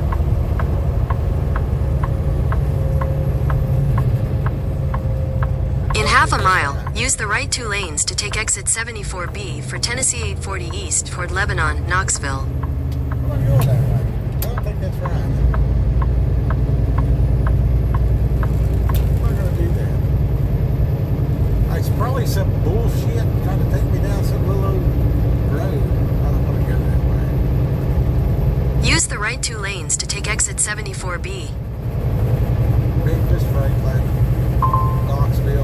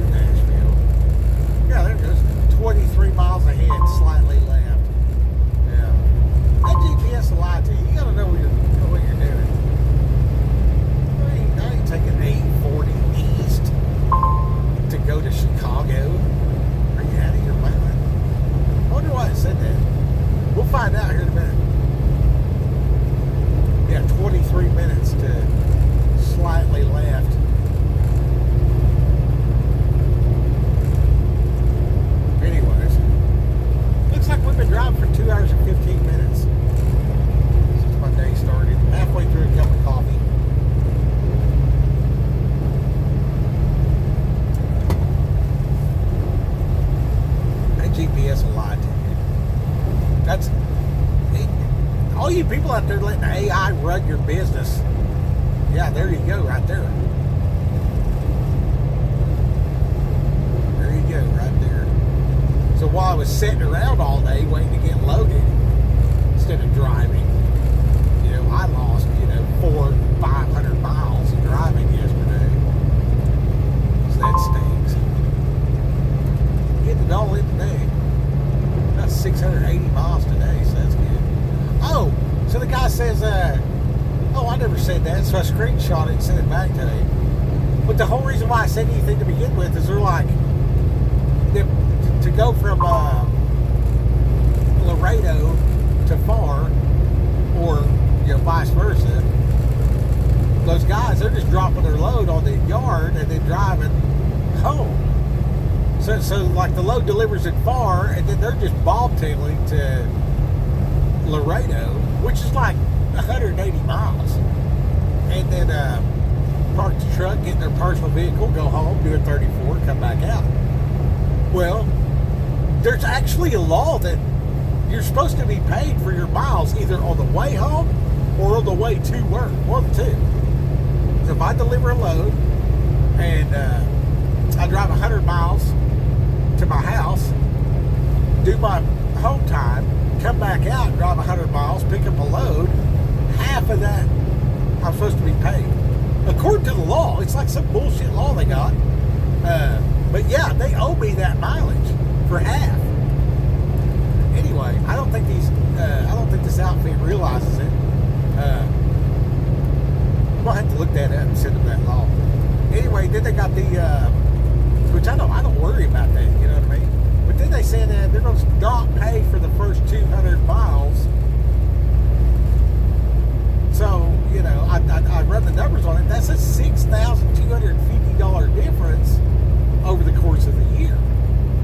Now, if I'm going to start a class action lawsuit with the state of Texas over $7,000, don't think for half a second I won't start a Thunder Thumbs interaction with the boss man over $6,250. You know what I mean? That's one of the things about trucking that made me so bad. I come from, being in construction, they just like give it like 10% discount because somebody's cool.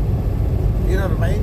And charge them 10% extra if they're an asshole. That's the asshole tax.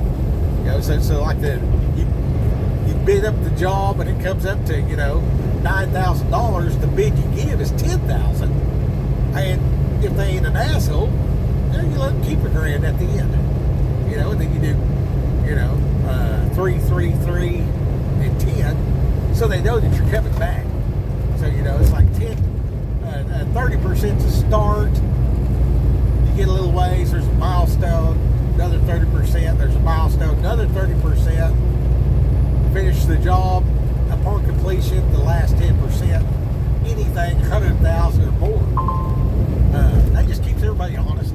Takes the stress out of it. You know what I mean? It don't matter if you know this dude your whole life. It's like, well, I don't know if it's somebody you're going to pay me or not. You know what I mean? If you get half up front, then the homeowner's like, oh, is he going to run off with, $50,000? It's kind of hard to give somebody $50,000 and then just, trust them. Oh, here's $50,000 cash. I'll see you next Tuesday. There's a lot of anxiety when you put it like that. But when it's like, 30, 30, 30, 10, and then everything goes great, and they're cool as a fan, it's like, you know what, we're going to give you a 10% discount. Go ahead and keep that. You know what I mean? Give them a receipt where they paid it.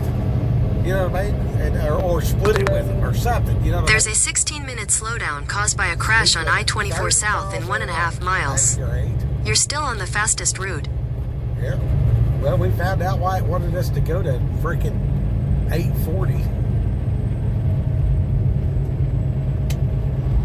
I had a suspicion it might be something like this. Emergency pullover, 1,500 feet.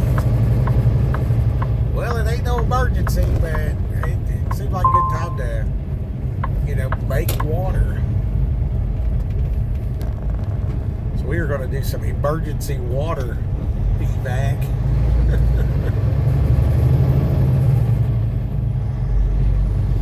We got to ease up on it though first. I don't want to hit the shoulder and drive up there.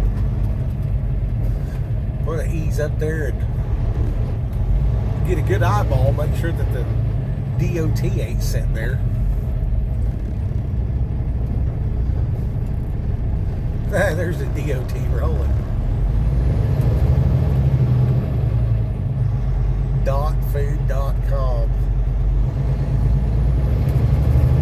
DOT, I'm talking about the Department of Transportation. Not to be confused with the Department of Corrections. That's the DOC. The DOC is no bueno. That's the penitentiary. That's where you get penalized for your crime. Until you have thoroughly corrected the situation.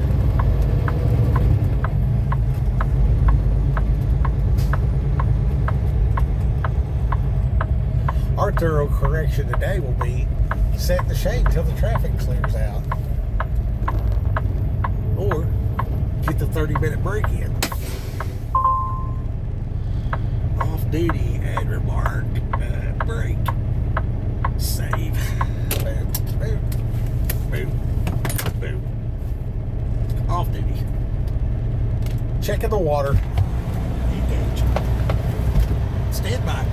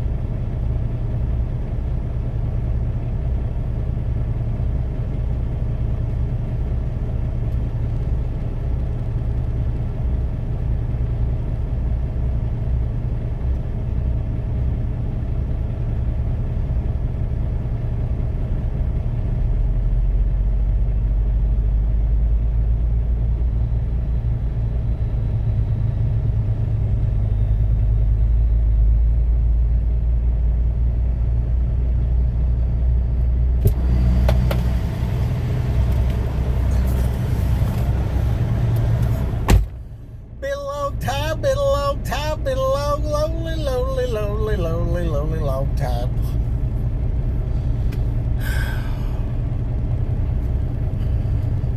Should we cook some eggs?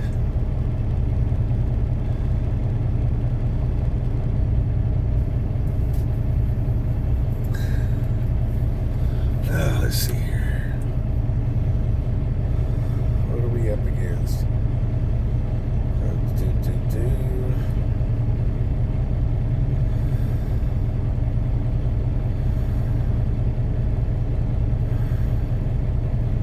Navigate to Chicago, Illinois. Tell I don't want to do that. Let's go directly to the Petro.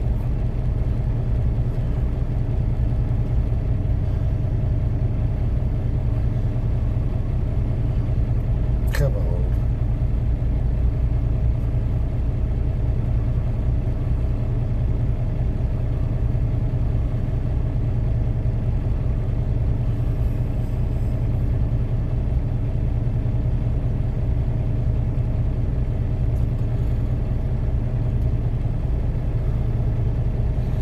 $5.75 for diesel fuel. I got it for $4.88.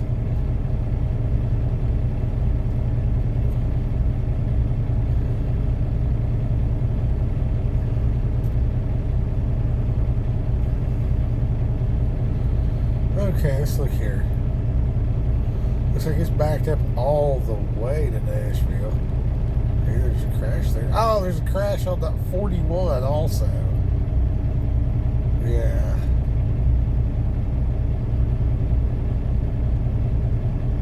$8.40 would have took me up there. Yeah, hell, that'd be freaking 35 miles out of route. We'll do that. It probably would have took me over to 41 to go up, but there's a wreck on that one too, so it don't even matter. Well.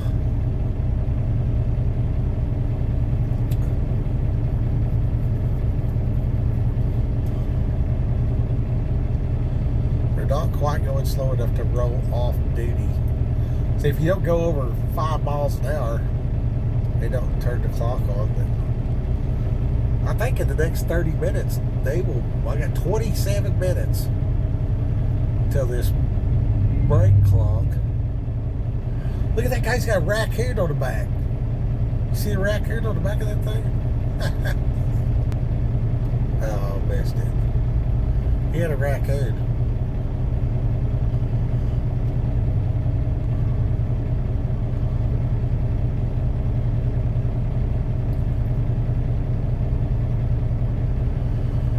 Well,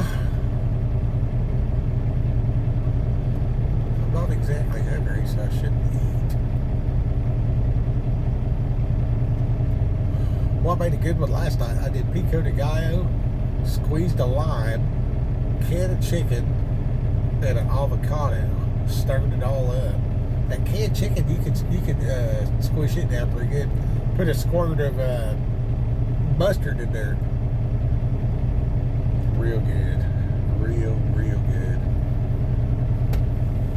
Anyways. Well, when I leave from here, I'm going to have to do the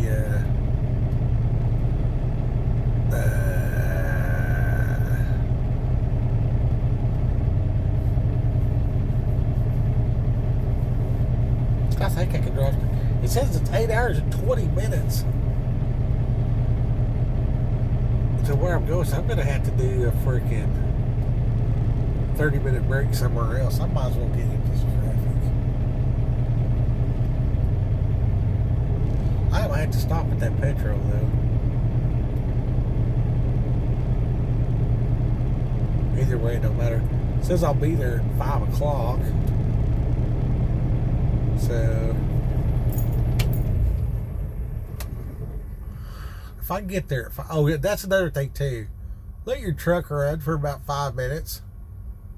Because what happens is you've been driving everything like that. When you turn it off, that oil inside the turbo is still hot. And the turbo's hot.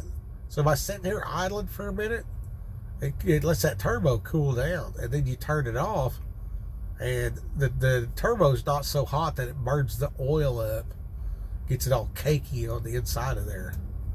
So, when you pull up there, if you're in a diesel truck, anything with a turbo, when you pull up there and, especially that start-stop, that is just killing that engine.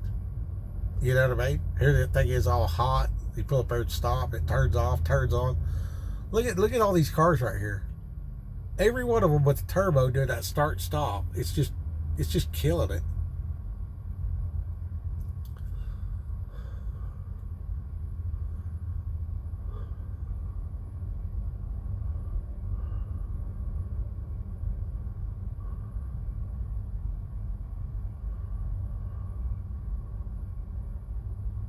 Never give up.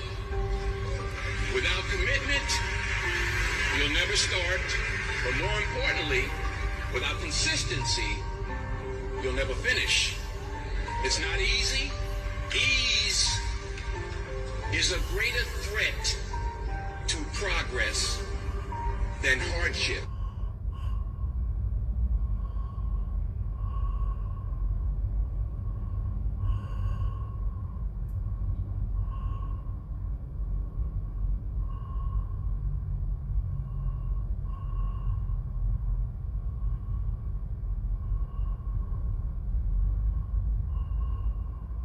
At Frontiers, we've cracked the code on unleashing coal's true potential. We believe we're at the rock.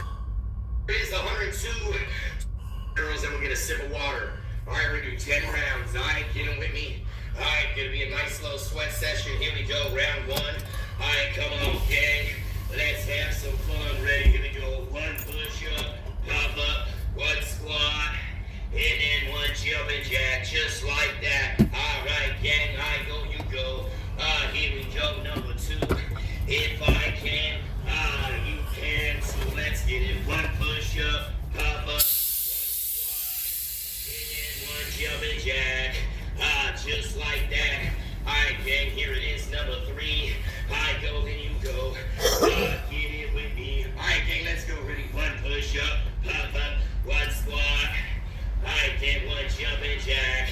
Alright, gang, here it is, round one, number 4. Knock, knock, baby. Sammy, appreciate you. Alright, gang, round one, number 4. 100 reps, easy money, beginner routine. One push up, pop up, one squat, and then one jumping jack. Alright, gang, round one, number 5. I go when you go. That's how we get it.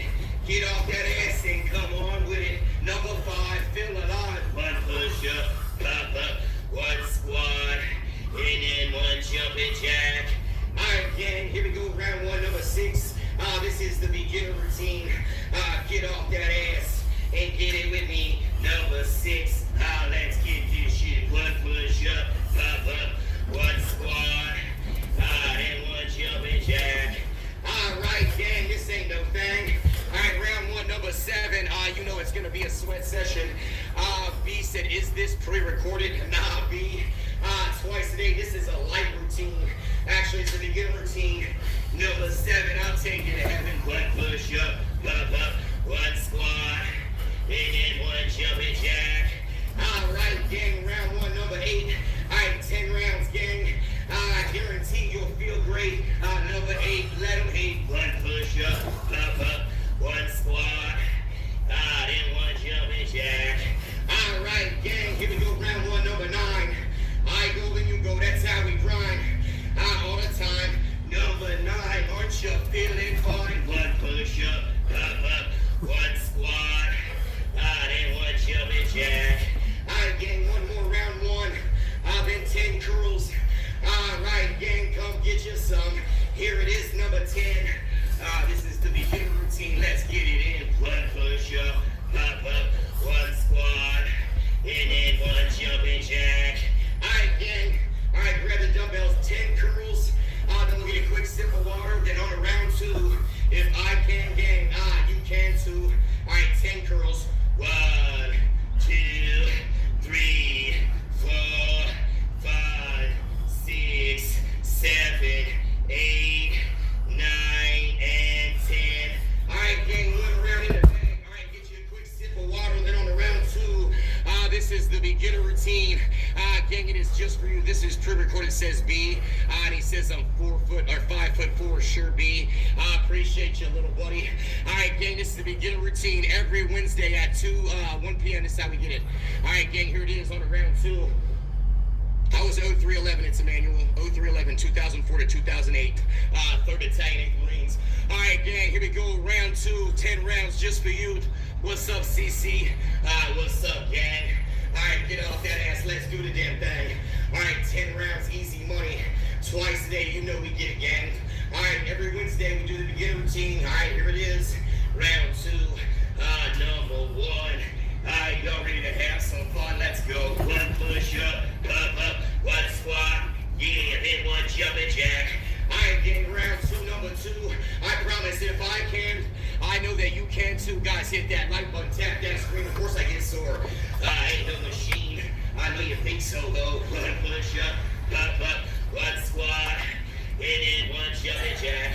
Alright, gang, round 2, number 3. I go, then you go. That's how we eat. Come on, gang. This is the beginning. This is easy money. Let's go. One push up, pop up, one squat, and then one jumping jack. Here we go. Round 2, number 4. Knock, knock, gang. Knock, knock some more. Round 2. I'm not a bodybuilder. I don't care about my cast, little buddy. This is warrior training. Not bodybuilding. Let's go. One push up, pop up, one squat, and then one jumping jack. Alright, gang, round 2, number 5. I go, then you go. That's how we get it. Yeah, get off that ass and come on with it. One push up, pop up, one squat, and then one jumping jack. Alright, gang, 5 more rounds, 2. Then 10 curls. Come on, gang, you can too. Hit that like button. Tap that screen and get off that ass and get it with me. Round 2, number 6. One push up, pop up, one squat, and then one jumping jack. Alright, gang. Alright, here we go. Round 2, number 7. Even the beginner routine. Oh, it's gonna be a sweat session. Alright, number 7. One push up, pop up, one squat, and then one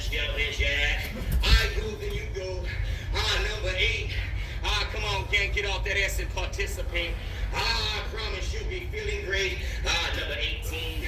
Come on, gang, tap that screen. One push up, up, one squat, and then one jumping jack. All right, here we go, round 2. Number 9. If you're doing it with me, I guarantee you'll be feeling fine. Number 9, this is how we run. One push up, one squat, and then one jumping jack. All right, everybody, on to number 20. Then 10 curls. It's going to be 100 reps of everything. And here it is, number 20. Can't blow it up for me. Let's go. One push up, one squat, and then one jumping jack. Bam. All right, gang, 20 in the bag. All right, 10 curls. Quick sip of water. Then on to round 3. All right, gang, this is the beginner routine. Come get it with me.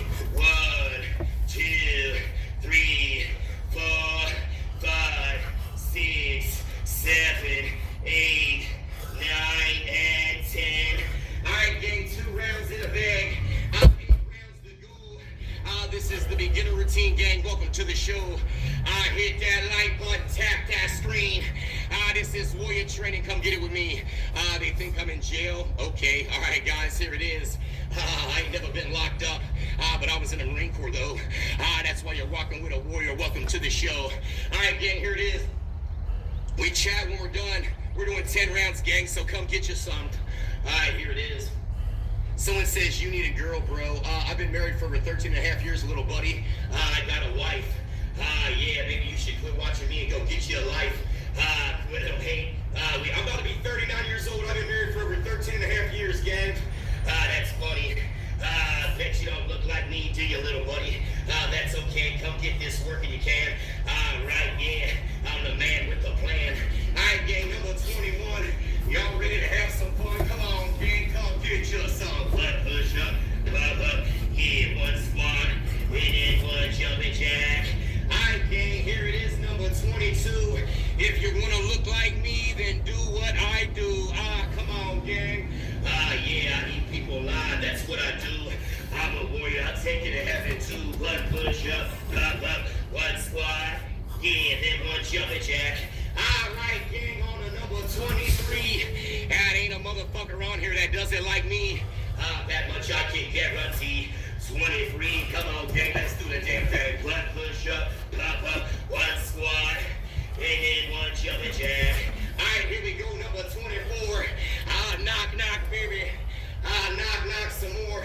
Here we go, 24. All right, gang, we only got, 76 more. One push up, one squat, and then one jumping jack. All right, everybody, on to number 25. I go, then you go. That's how we grind. Guys, hit that like button. Show me some love. And get up that ass. And get you some 25. Feel alive. One push up, one squat, and then one jumping jack. 25, feeling good. God, get you some of this PET. It's good for you and good for me. All right, guys, hit that like button. Show me some love. And get off that ass and get you some. All right, 5 more. Round 5, 3. I can't get it with me. One push up, one squat, and then one jumping jack. All right, gang.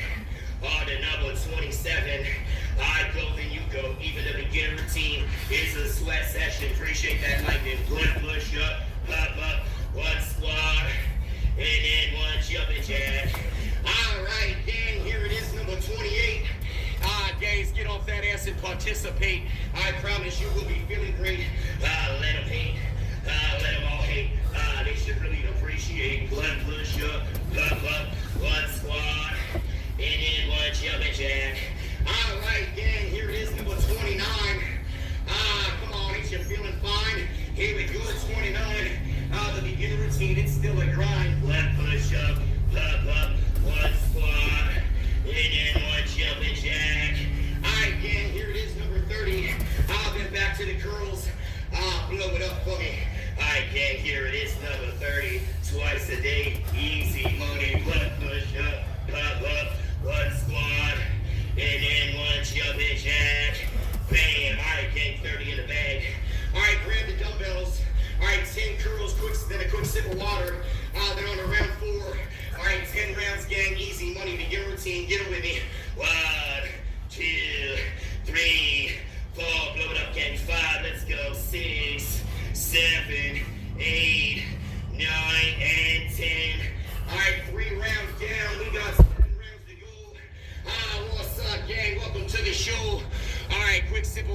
on to number 31.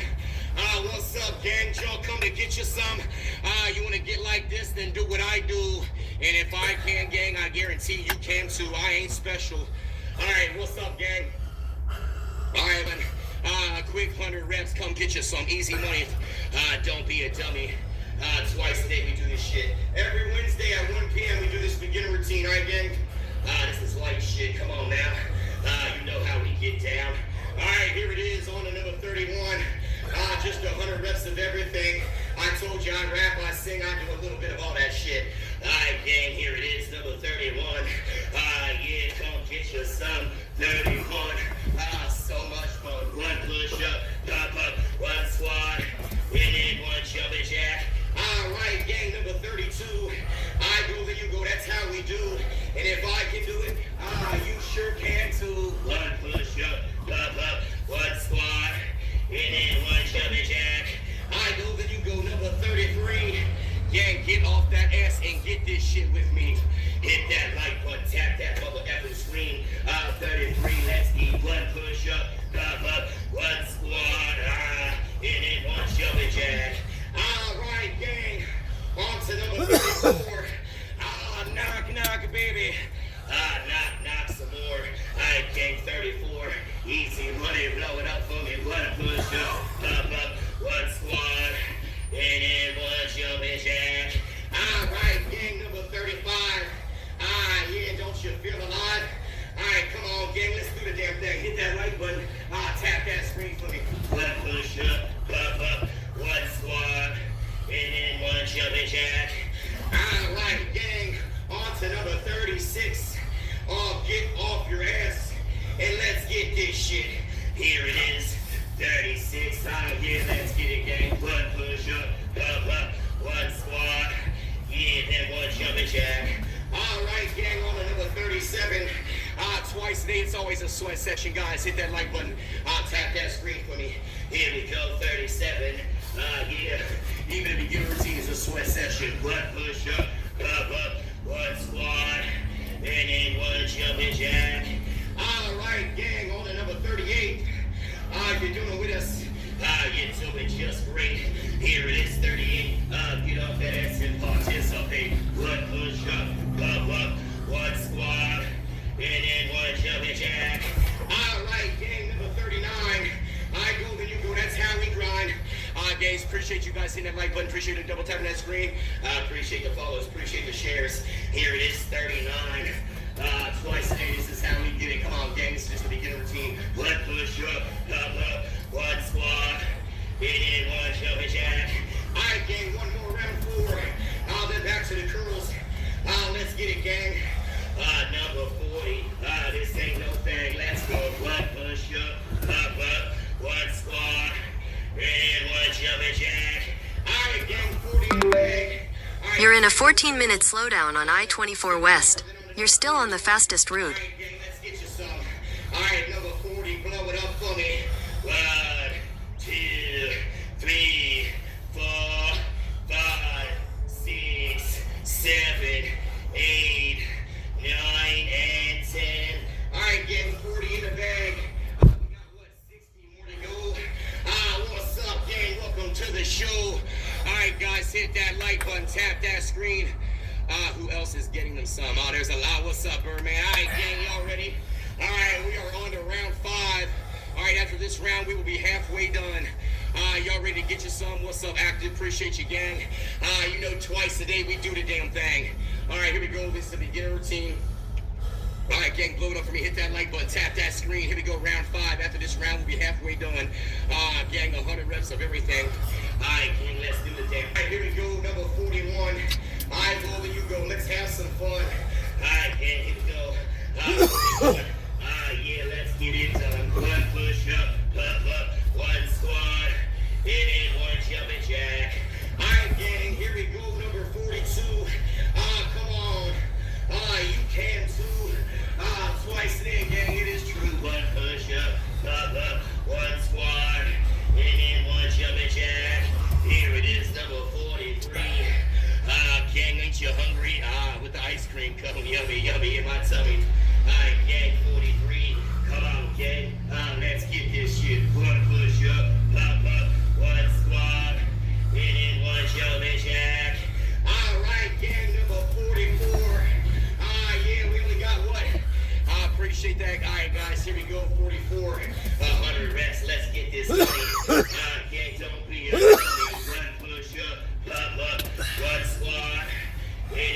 jumping jack. All right, gang, on to number 45. All right, go, there you go. That's how we get it.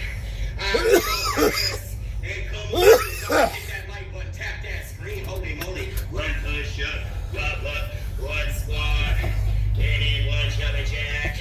45. Feeling good. Get you some of this PT. Gang, get off that ass and get it with me. All right, here we go, number 46. Come on, gang, let's get this shit. This is a beginner routine. This is easy money. Let's go. One push-up, one squat, and then one jumping jack. All right, gang, on to number 47. Come on now. You know it's gonna be a sweat session. 47 classes in session. One push-up, one squat, and then one jumping jack. All right, gang, on to number 48. Get off that ass and participate, or hit that like button and appreciate. This is live. It is at 4 a.m. and I hadn't noticed. 1 p.m. every Wednesday. Every Wednesday, every other, besides that, 4 a.m. and 4 p.m. Eastern time. Here it is. 48. Come on, gang, ain't you feeling great? One push up, one squat, and then one jumping jack. All right, gang, on to number 49. I go, then you go. This is how we get it twice a day. Come on with it, 49. One push up, one squat, and then one jumping jack. Here we go, number 50. Then 10 curls. Come get it with me, then we'll be halfway done. All right, gang, come get yourself number 50. Blow it up with me. One push up, one squat, and then one jumping jack. Bam, 50 in the bag. All right, 10 more curls. Sip of water. Then on to round number 6. All right, gang, let's get this shit together routine. Get it with me. 10 curls. 1, 2, 3, 4, 5, 6, 7, 8, 9, and 10. All right, gang, 5 rounds in the bag. 5 more to go. What's up? Come on in. All right, how many rounds do you do as a beginner? As many as you can. I think the whole thing's a beginner routine. This is easy money. We're just going one push-up, one squat, one jumping jack. It ain't that much. I go, then you go. You do what you can. Everybody starts somewhere else, my man. All right, this is a beginner routine. This is easy fucking money. You don't do enough. John, this is a beginner routine. All right, check out the rest of my workouts, guys. Holy freaking moly. I do a lot more than this twice a day. I'm telling you right now. Go check my shit out if you don't believe me. Anyway, all right, we're only halfway done. We got 5 more rounds to go. This wanna be military clown again. All right, gang, let's get it in. Let them all hate. We are feeling great. I was an 0311 in the Marine Corps from 2004 to 2008. I'm a real one, gang. Trust me on that. I do the damn thing. All right, here it is, guys. I go, you go. This is a beginner routine. Get off that ass and get it with me. We are halfway done. Let them all hate. They're just mad because they ain't looking this great. It's just true. What can you do? If you get off that ass and get it with me, though, little buddy, you could probably do it. You just gotta put your mind into it. All right, gang, y'all ready? All right, round number 2. Let them all hate. We about to get this shit. Easy money. Get them with me. Come on, gang. Let's do the damn thing. Here it is, number 51. Appreciate you, gang. Now let's have some fun. One push-up, one squat, and then one jumping jack. I go, then you go. Number 52. Hey guys, if I can do it, I promise you can too. Hit that like button, tap that mother effing screen, and there ain't nobody that does it quite like me. One push-up, one squat, and then one jumping jack. All right, gang, number 53. I already said it. I ain't a motherfucker quite like me. I guarantee. 53. Come on, gang, let's do the damn thing. One push-up, one squat, and then one jumping jack. I go, there you go. Number 54. After me, there should probably be no more. All right, gang, here it is. 54. Knock, baby. Knock some more. Let's go. One push-up, one squat, and then one jumping jack. Here it is, number 55. What'd you say? I skipped one? Mine from 130. All right, that's all right, Dimitri. I'll do 2 extra, buddy. I don't miscount. one. It's okay, I always do extra at the end, but I'll do 2 extra right now. I'll do triple, I don't give a fuck. Alright, gang, that ain't my luck. 1, 2, 3, 4, 5, 6, 7, 8, 9, 10. Here you go, Dimitri. This is just for you. This is the beginner routine, you clown ass fools. 1, 2, 3, 4, 5, 6, 7, 8. I'll jump up and down. Cause ain't nobody that does it like me. I told you motherfuckers, I guarantee. Ain't no motherfucker that does it like I do. Twice a day, it is so fucking true. Alright, gang, now we're back to the show. Dimitri, there you go. Alright, gang, on to number 54. You motherfuckers don't know what I got in store. I do this shit twice a day, every day. Son, I don't come to play.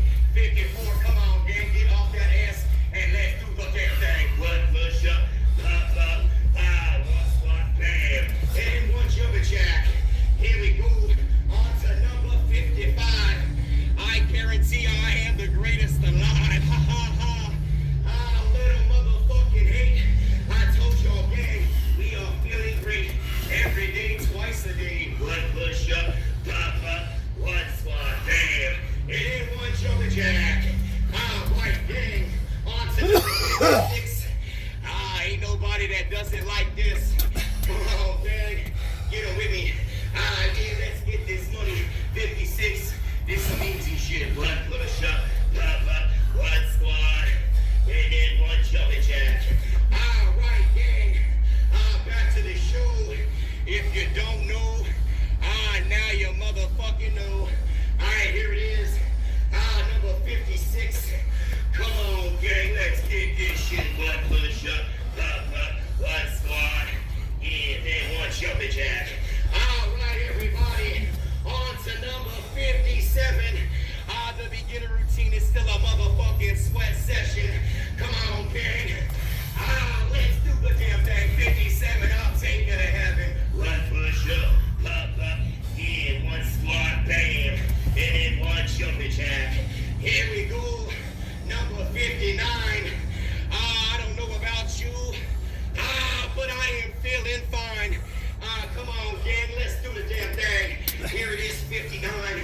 Twice a day, this is how we run. 1 push up, pop up, 1 squat, and then 1 jumping jack. Alright, gang, on to number 60. Then back to the curls. Come get it with me. Here we go, number 60. Easy money, don't be a dummy. 1 push up, pop up, 1 squat, and then 1 jumping jack. Bam. Alright, girls, a quick sip of water. Then on to number 61. I hope y'all gang came to get you some. Alright, 10 curls, easy money. Number 60. Blow it up for me. 1, 2, 3, 4, 5, 6, 7, 8, 9, and 10. 60 in the bag. We got 40 more to go. Yeah, what's up, gang? Welcome to the motherfucking show. Alright, everybody. Hey, y'all be nice. Nah, don't be nice to me. I can't stand you clowns anyway. It don't matter to D. Twice a day I get this money. I'm talking to YouTube right now, TikTok. There's a lot of clowns on YouTube. It is true. They wish they could be me, I guarantee. But that's okay. Ain't gonna happen any damn day. Alright, gang, here it is. On to round number 7. Come on, gang. You know we always do a sweat session. Hit that like button, tap that screen, and get off that ass and get it with me. Alright, gang, I appreciate the love. We appreciate the hate, too. I promise, though, if you want to, you can do what I do. Just get it with me. Alright, gang, let's get this money. Appreciate the rose. Alright, gang, here it is, number 62. 100 reps, the beginner routine. Easy money. Alright, gang, let's eat 61. Y'all ready to have some fun? 1 push up, 1 squat, and then 1 jumping jack. Alright, gang, number 62. If I can do this, I know you can too. Guys, hit that like button. Tap that screen. Come on, gang, come get it with me. Easy money, 62. Come on, I know you can too. 1 push up, 1 squat, and then 1 jumping jack. Alright, gang, number 63. It's awful quiet. Y'all still rocking with me? Hit that that like button, tap that motherfucking screen. Twice a day, gang, we don't play. 63, yummy, yummy in my tummy. One push up, love up, one squat, man. It ain't one jumping jack. Knock, knock, baby. I might be coming to Vam's door. Vam, don't be running your mouth. I'll eat you ass alive, too. I do this shit twice a day. And I don't fucking play. Ain't nobody that does it like me. That much I guarantee. One push-up, one squat, and then one jumping jack. All right, gang. On to number 65. Come on, gang. Don't you feel alive? Hit that like button. Get off that ass and get it with me.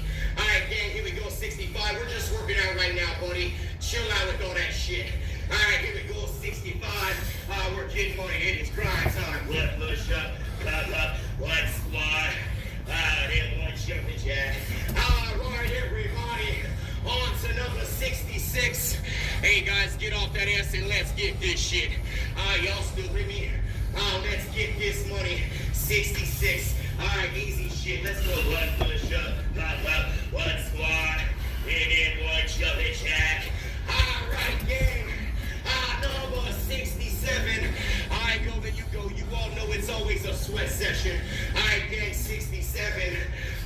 Baby, class is in session. One push up, one squat, and then one jumping jack.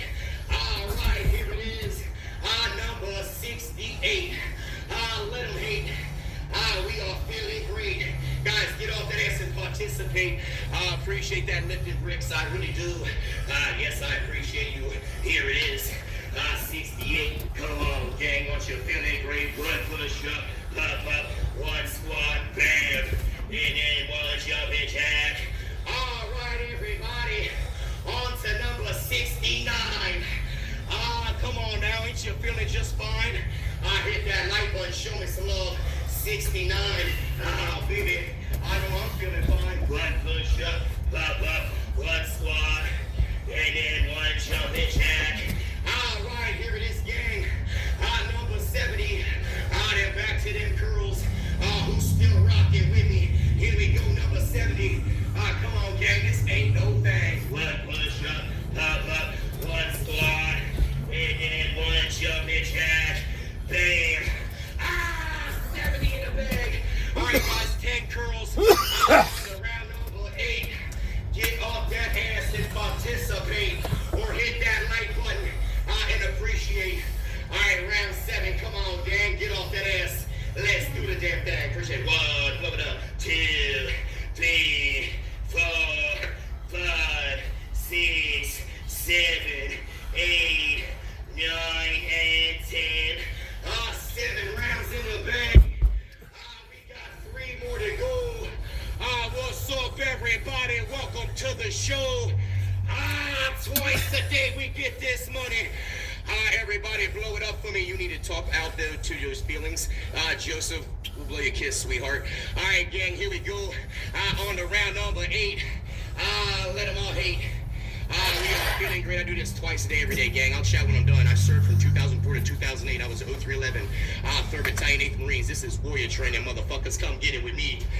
Here we go. Guys, I'll be 39 years old in like 2 weeks. If I can, you can too. 3 years ago, I was 240 pounds. High blood pressure, high cholesterol, type 2 diabetes. Yeah, that went from eating no motherfucking Wheaties. All right, but we'll chat when we're done. Right now, again, we are getting us some. This is just a beginner routine. Easy work. All right, here it is, number 71. Forgot to get a sip of water. Let me get me some real quick. All right, gang, let's get it. You saw no action. Okay, 757. I wasn't in the Battle of Ramadi, Iraq. These aren't all my brothers that were killed. Sure. Yeah, I didn't see shit, dumbass. All right, gang, let these fucking clowns hate. This is real warrior training. And actually, I don't need no explaining. All right, so let's get it, gang. Let's do the damn thing. Fuck that clown. All right, gang, it's going down. All right, here it is, gang. On to number 70, freaking 1. All right, gang, y'all ready to have some fun? Let them hate. We are feeling great. 71, let's have some fun. One push up, one squat, then one jumping jack. All right, gang, I believe you go. Number 72, let these clowns hate. Rachel, appreciate you. Holy moly, Rachel's on it today. Yeah, appreciate it. All right, 72.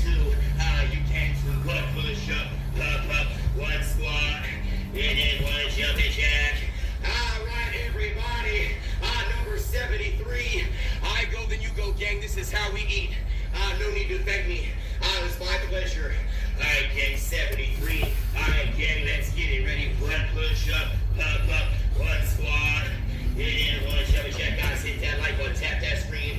Here it is, number 74. All right, gang, we only got, what, 26 more? All right, here we go. 74. Knock, baby. We only got 26 more. Let's go get one push up, one squat. And then one chubby jack.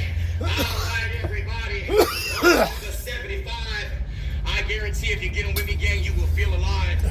Hit that like button. Show me some love. 75. I feel alive. One push up, one squat, and then one jumping jack. 75. Feeling good. Get your some. This PT. Gang, get off that ass and get it with me. 5 more. Round 8. Then 10 curls. We are feeling great. 100 reps of everything. I told you I rap, I sing, I do a little bit of it all, gang. Here it is. Number 76. Get off that ass, gang. And let's get this shit. One push up, one squat, and then one jumping jack. All right, here it is. Number 77. Even the beginner routine, gang, it's always a sweat session. Here it is, 77. Yeah, sweat session. One push up, one squat, and then one jumping jack. All right, gang, here it is, number 78. James, appreciate you. From 2004 to 2008, 4 years, 3 months. I was 0311. I did 2 deployments in Iraq and in Medfleet. I'll chat when I'm done. All right, gang, come get you some. All right, here it is. We'll chat when we're finished. 78. Come on, gang, ain't you feeling just great? One push up, one squat, and then one jumping jack. All right, gang, number 79. I go, then you go. That's how we grind. All the time, twice a day to be exact. One push up, one squat, and then one jumping jack. All right, gang, here it is, number 80. Then back to the curls. Get it with me. Here we go, number 80. This is that easy money. One push up. That's a double up. One squat, and then one jumping jack. Traffic's moving. Bam. All right, gang, 80 in the bag. All right, 10 curls, a quick sip of water. Then on the round number 9, the beginner routine. Still a grind. All right, round 8, finish strong, gang. 1, 2, 3, 4, 5, 6, 7, 8, 9, and 10. All right, gang, 8 rounds in the bag. We got 2 more to go. What's up, gang? Welcome on in. Appreciate you guys hitting that like button. Appreciate you guys double tapping that screen. What do you mean, video? I don't know what you mean. All right, gang, we got 2 more rounds. It is going down. Now we double this one. 81. This is the beginner routine, just 100 reps of everything. I told y'all, I tried this. It's harder than he makes it look. Try yelling and screaming the whole workout too. This is light workout. This is what the fuck I do. This is straight up easy money for me. You should check out the rest of my lives. I did 3 deployments, young, and I'll chat when I'm done. I was 0311 in the Marine Corps, guys. I did 3 deployments. I did 2 deployments in Iraq. I was in the Battle of Ramadi in 2006. I'll talk when I'm done, but right now we're getting this shit. 2 more rounds and we'll chat with you. Is that cool? Either way, it don't matter. That's what I do. I don't care if it's cool or not. All right, gang. Here it is, number 81. 2 more rounds, then we'll chat with you some. Just 100 reps of everything. All right, gang. Here it is, 81. Come on, gang. Let's have some fun. One push up, one squat, and then one jumping jack. All right, everybody. Number 82. I go, then you go. If I can do it, gang, I know that you can too. Let's go, 82. One push up, one squat, and then one jumping jack. All right, everybody. Number 83. It's awful freaking quiet. You guys still in here with me? Guys, hit that like button. Tap that screen. 83. Let's eat. One push up, one squat, and then one jumping jack. All right, I go, then you go. Number 84. Gang, blow it up. We only got 16 more. Justin, appreciate it. All right, gang, let's get this shit. Why is live behind the other stream? What do you mean, AG? I don't know what you mean. All right, gang, here it is, 84. After me, there should be no more. One push up, one squat, and then one jumping jack. All right, gang, on to number 85. I go, then you go, gang. This is how we get it. Get off that ass and come on with it.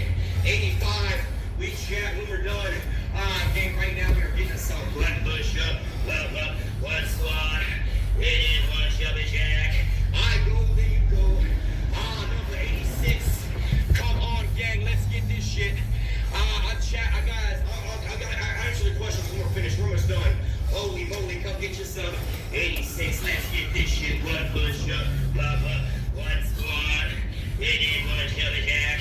All right, gang, number 87. This is the 1 p.m. sweat session. Every Wednesday, 1 p.m. beginner routine. 87, get with me. One push up, one squat, and then one jumping jack. All right, gang, here it is, number 88. Guys, get off that ass and participate. Blow it up. 88. Yeah, ain't you feeling great? One push up, one squat, and then one jumping jack. All right, gang, here we go, number 89. Twice a day. I told y'all, we don't come to play.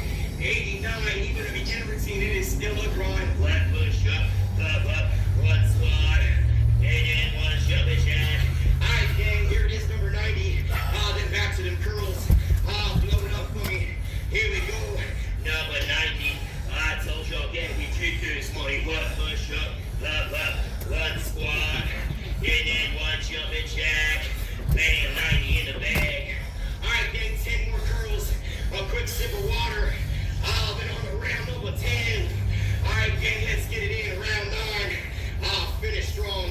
1, 2, 3, 4, 5, 6. Load up down 7, 8, 9, and 10. All right, gang, 9 rounds in the bag. One more to go. This is the beginner routine.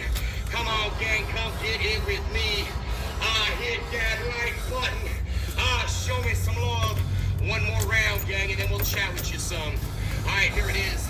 Number 90, motherfucking 1. This is a beginner routine, gang. Get off that ass and finish strong and get you some. I appreciate that, fam. Appreciate y'all, gang. All right, here it is. One more round. It's going down, then we'll chat for a few. Gang, get off that ass and do what I do. Here it is. Number 91. Come on, gang. Come on, you motherfucker. Come get.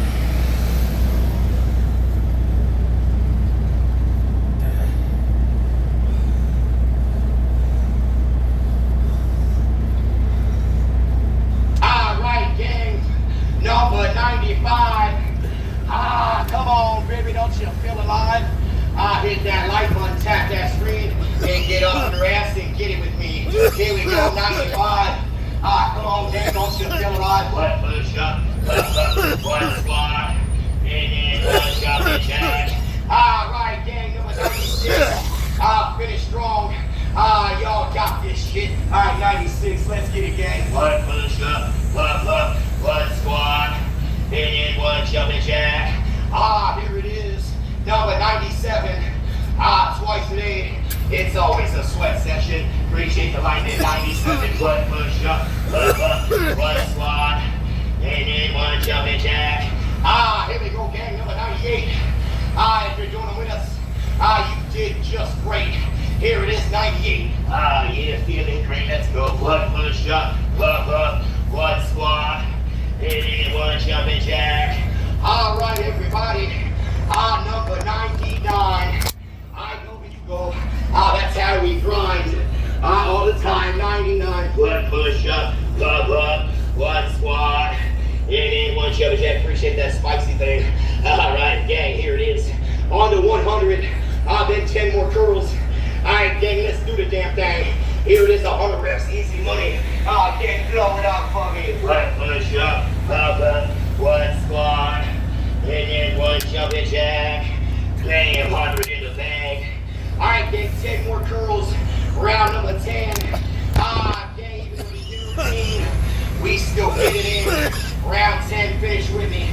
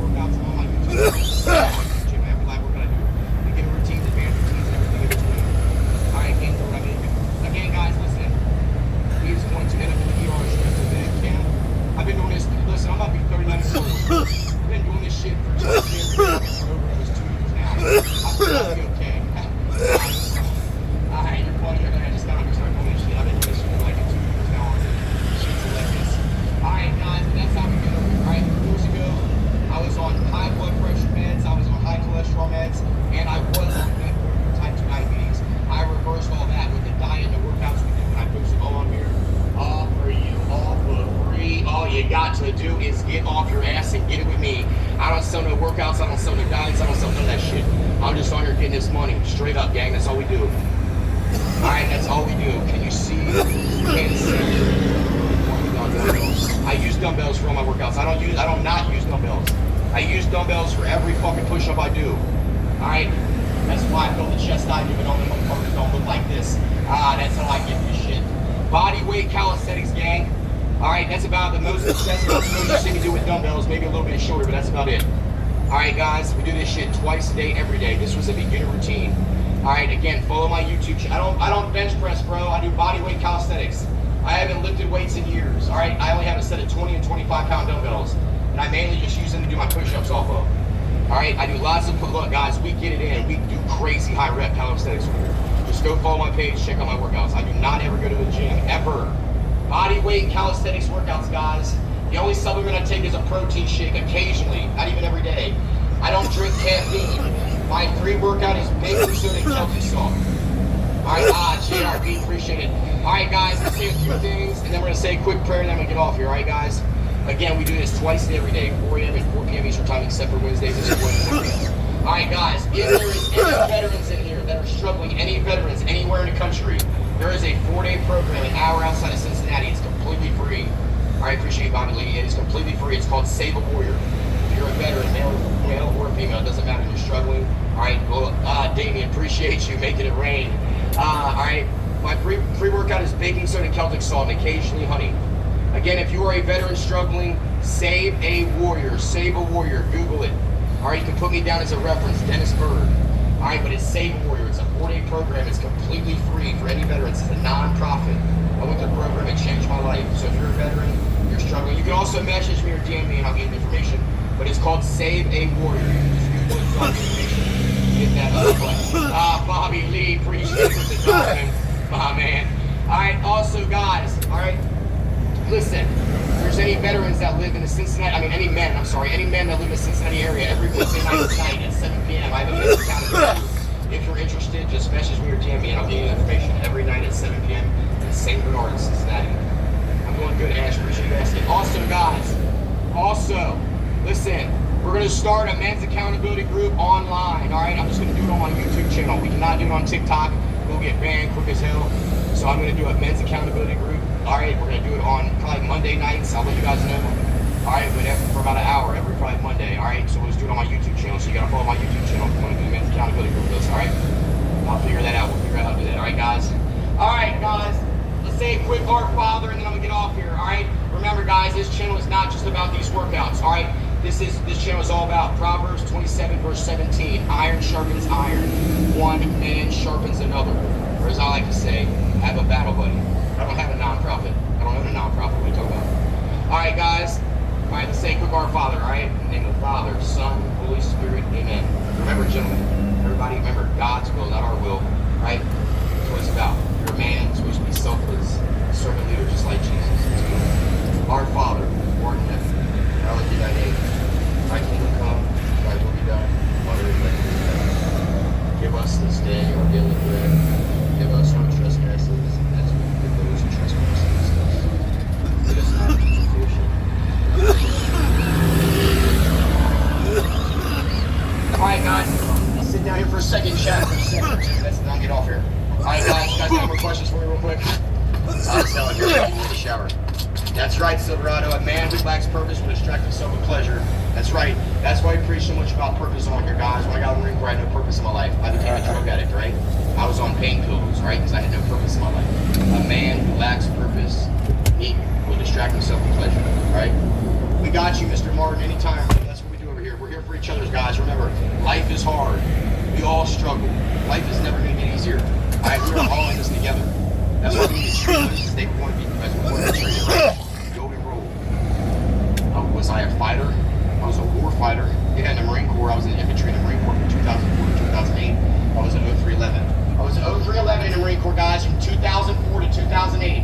All right, I'm about to be 39 years old. All right, gang, if I can, you can too. Look, 3 years ago, I was 240 pounds. I was on high blood pressure meds, high cholesterol meds, and I was on metformin for type 2 diabetes. That's how we get it from here, all right, gang?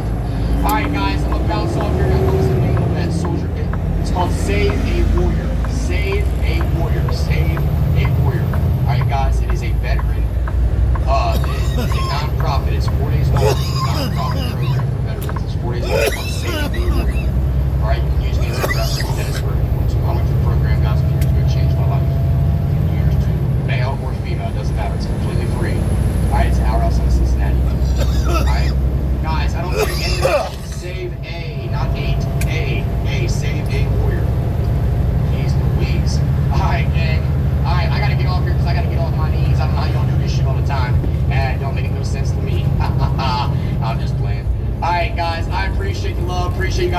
appreciate the shares. Again, follow my YouTube channel.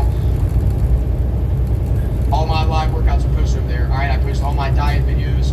All right, what I eat and all that stuff, guys. All right, have a great day. We'll see you guys tomorrow morning at 4 a.m. Until then, go get you some, baby. Peace, guys.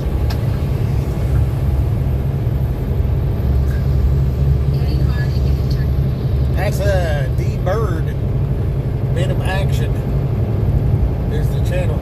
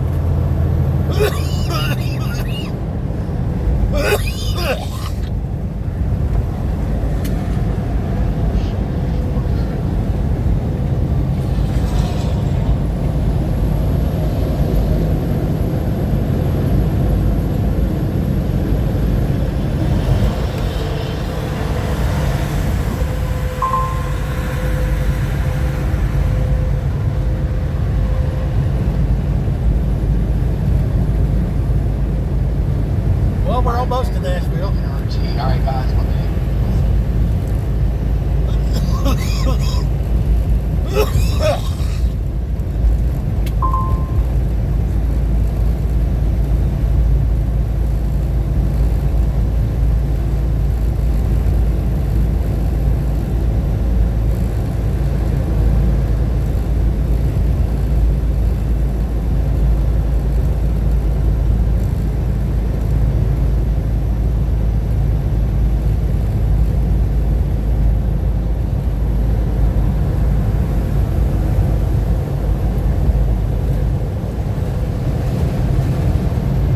I guess that's about it. A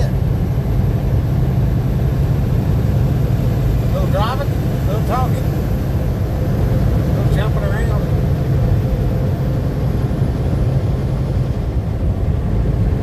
So yeah, if you want to be not fat, body weight calisthenics seems to be the way to go.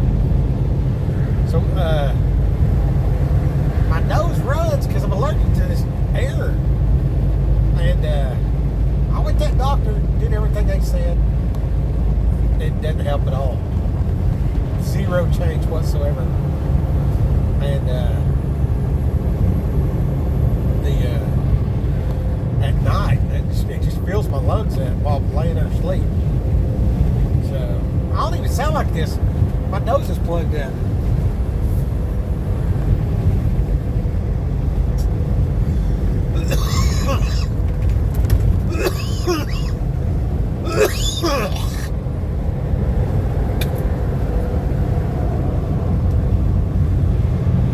I figure about 8 ounces in the morning, and throughout the day, probably another 20 of lung butter every day for 9 years.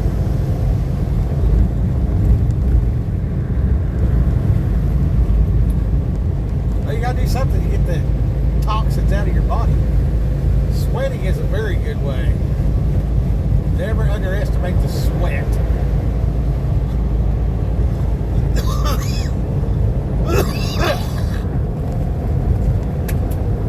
And never underestimate how much that coffee creamer is killing you. All that stuff you put in your coffee, that's not coffee, it's terrible. Don't drink that stuff.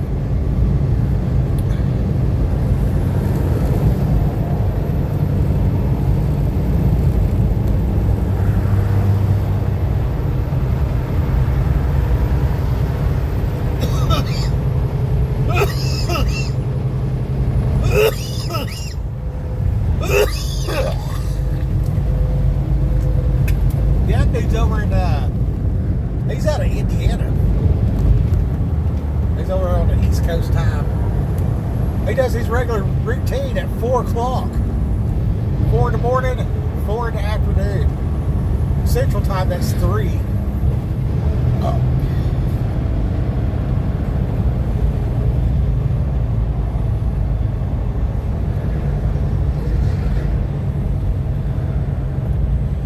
Well, we made it a little ways, didn't we? Over here at Crashville. Well, we made it 3 miles up the road before they crashed again.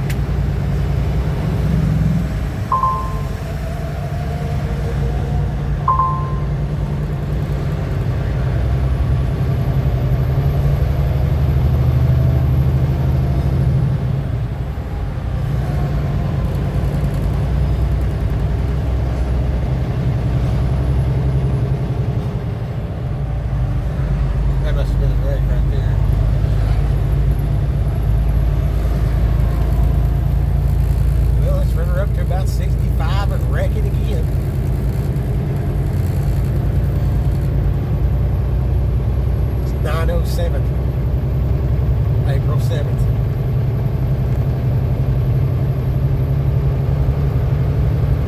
The funny part is I got up and did my actual morning before work at 5. So we're at 9:07 and we're on the second routine of the day in the midst of our routine.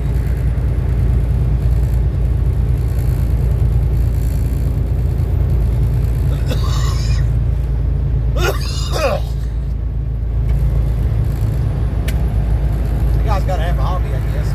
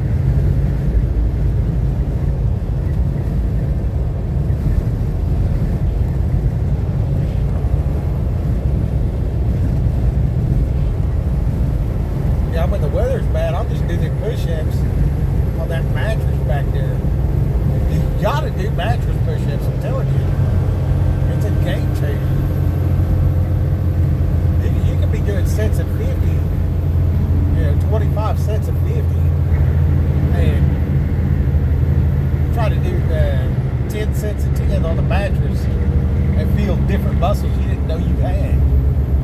It's crazy.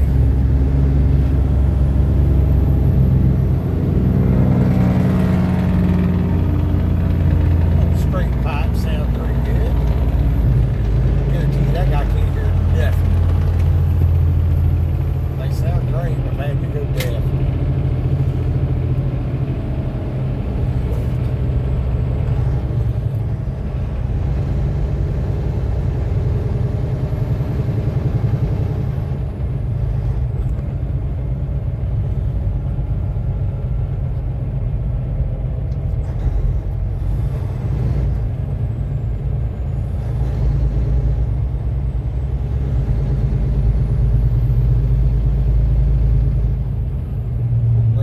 Dumpster.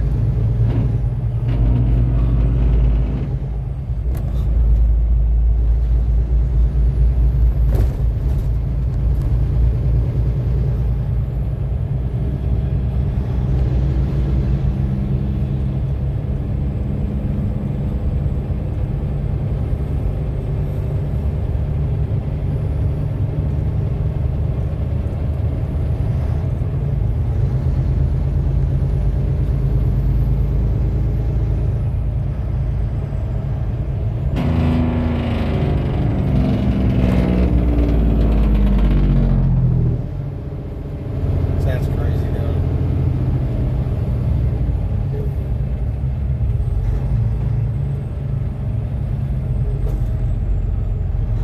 Well, I was wrong. They only got up to 45 before they wrecked it again.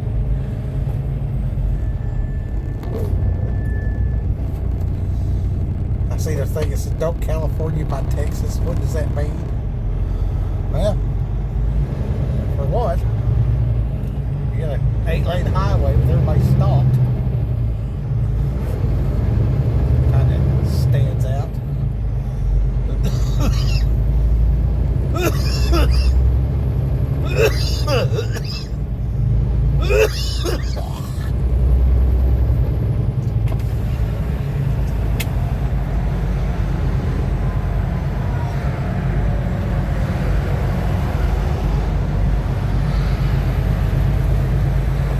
Look at the sign out here. They wreck so much over here. Look at that. Giant sign telling you to get your car off the road. They just wreck constantly over here. Crashville, Tennessee.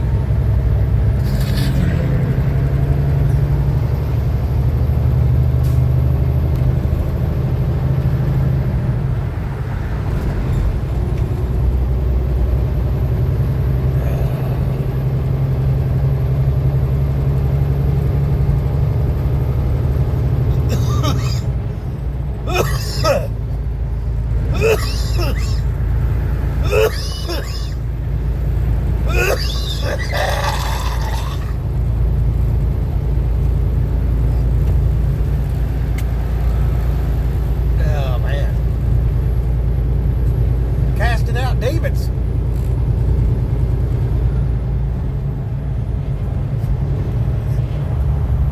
That's what I call it. It's getting the phlegm out.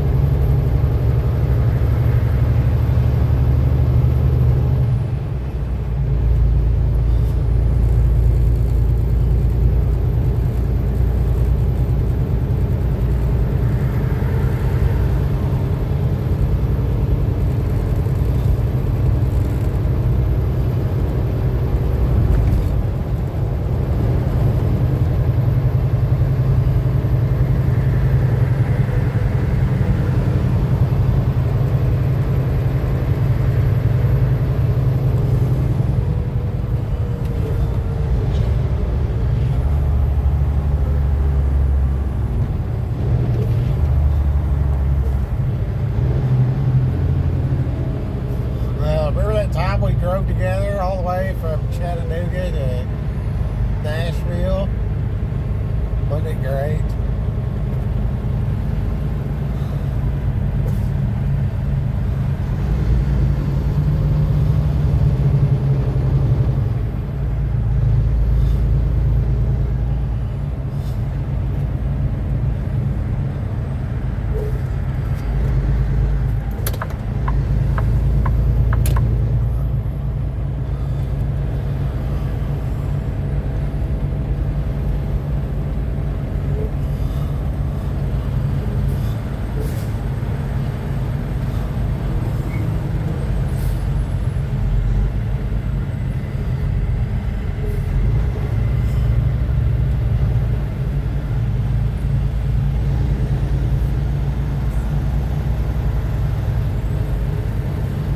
That's the next unlimited trucking service right there.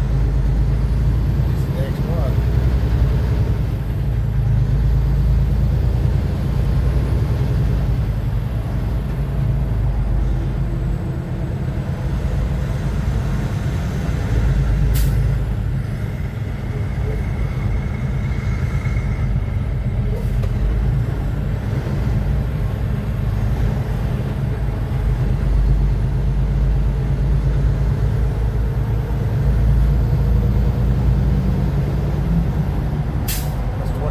West. We want 24 east. 4.2 miles.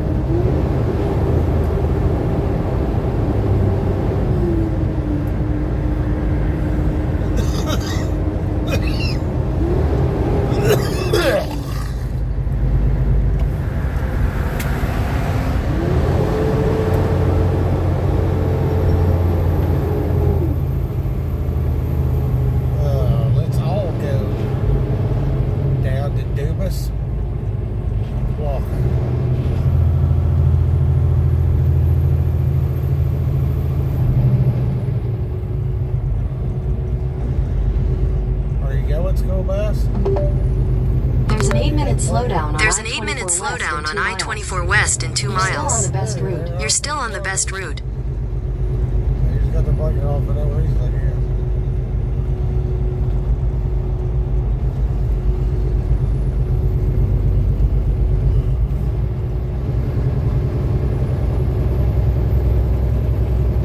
What did he say?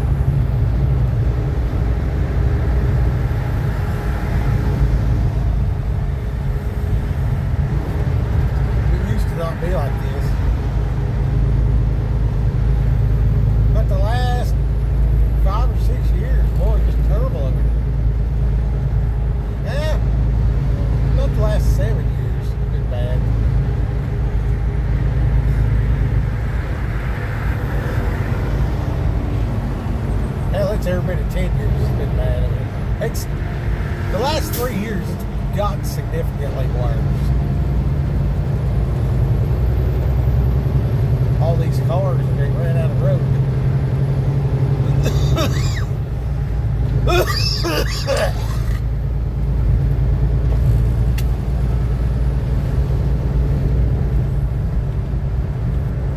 Well, I need to start saving that and selling it.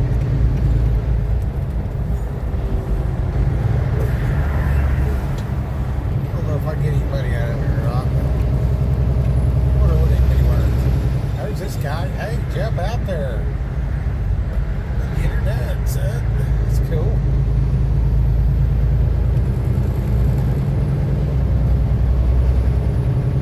Oh, heck, I need to be in that lane over there anyway. Going to Nash, not Knox. Nashy knock. Or knock my dog.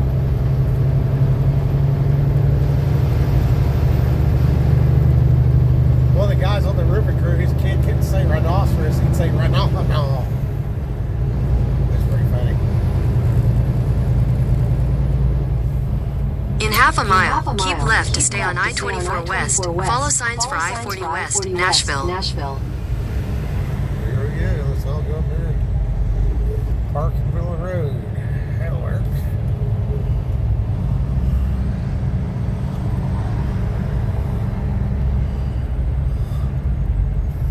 Oh, there's that box truck. Cars behind. Must be doing pretty good.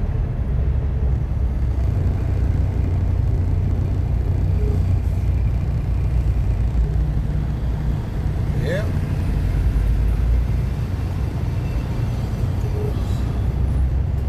Only got 9 hours and 58 more minutes of this. Yeah. Plus the surprises. My brother said he wanted to be a truck driver. I said, all right. I need you to go out there and get your truck. Just sit down. Don't get out of the truck. Just sit there. As soon as you get off work. Once every 4 to 6 hours, you can get out and take a piss. You can walk to the house and walk right back to the truck and sit down again. You keep doing that for about 30 hours. You off work Fridays, you keep doing that till Sunday morning. You can handle that, I can show you the rest. If you can't do that, don't be a truck driver. That is the main skill of a trucker. I used to joke around when I was in jail. I'd be like, and now, we wait.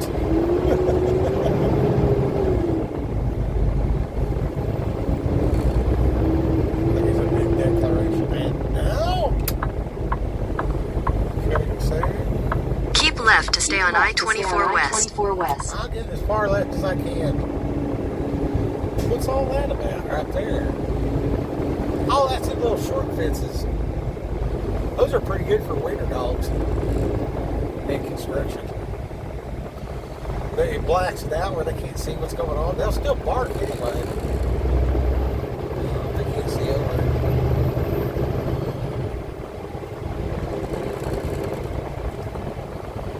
Boy, we didn't get this line. Good decision. Continue on I-24 West for 2 miles. Continue on I-24 West for 2 miles. I just need to go spit on nobody by accident. Take this, go up pretty low ways, probably have to get back over to the right to get on 24.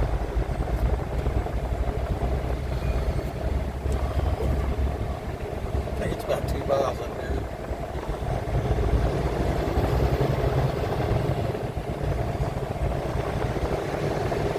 Yeah, see, I mean, that's stuff like this. It's a hell of an ambush point right here. You know what I mean?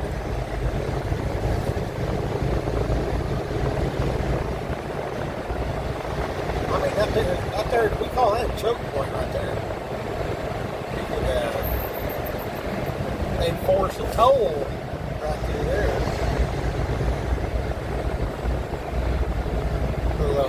The little tags. Hey, tags.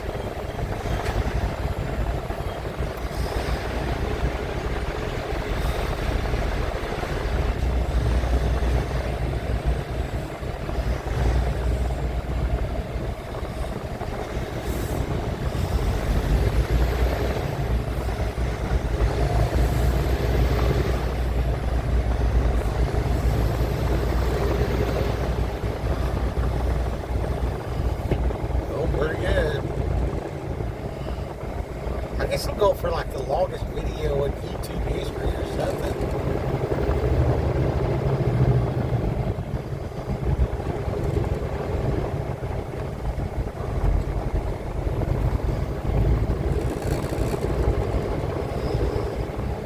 I had a sticker that said inland with a goat head on it. So you just think you're going to cut me off, Mr. Fan.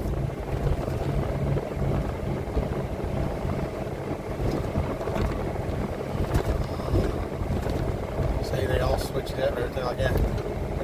See, Texas would never have this. They would have 13 overpasses, and nobody would ever merge like this. That's why they're making them overpasses every which way in Texas. They're not down with the, stop traffic. They'd rather just let the traffic flow. But that comes at a cost. That cost is apparently stacking 22 overpasses to avoid merge zones like this right here. There are police reported ahead. Police over here somewhere. Oh, there's a guy. Oh, there's a guy. How about that?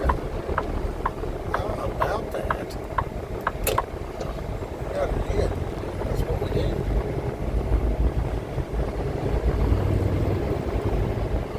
I did that one time. I merged across. I was in Dallas and you got to merge all the way to the right to get going back to the north there. I think it's like 45, 75, somewhere in there. They beat up northbound. And I'm all the way to the right. There was a wreck or something, so I hung a left. And I got my blinker on, my left blinker, and I stepped one lane, then the next, then the next, then the... It had one more lane than this right here. So basically I come from that wall over there, the shoulder, all the way to that wall over there in the median. And once I got over there, the car in front of me just stopped. So I stopped. Boy, you talking about honking. It just shut down the whole thing. And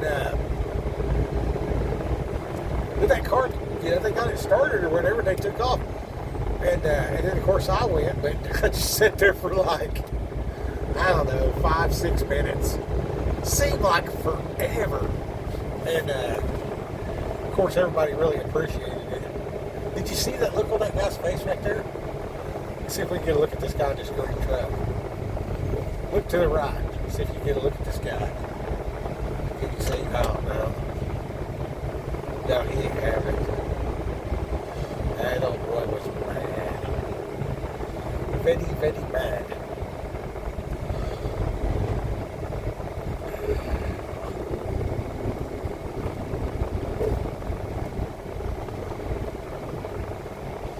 Looks like we got a mile up here until we go to the right. To the right. They're halfway 50. He's got his little boat winch. Pick up 500 pounds. That's pretty cool, right? That toolbox, I'd say he's some kind of service guy. He's in Oklahoma, I think the gas wells. I've seen a few gas well guys that start out with a truck about like that. Oh, he's roadside service. Oh, he's got that thing to pick up a tire. Which I don't blame him. Some of the tires are heavy. Exit out of the way. There you go. Get out of the way. Who wants to get out of my way next?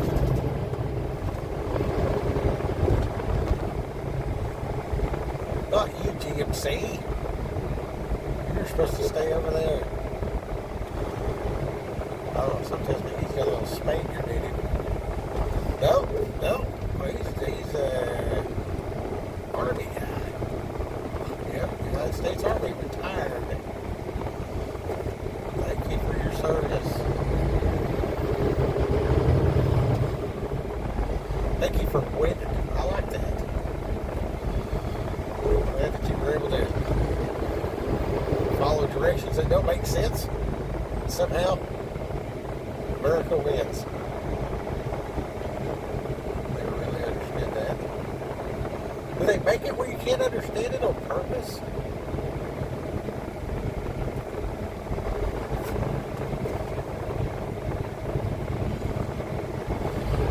Yeah, there's a big town of Nashville. I don't know what they do here other than just sit in the street. I heard they used to make country music out here. I think way back when, everybody was real sad about the traffic. And that's where they started singing about their dog and everything because they were just sitting out in the middle of the street stuck in traffic.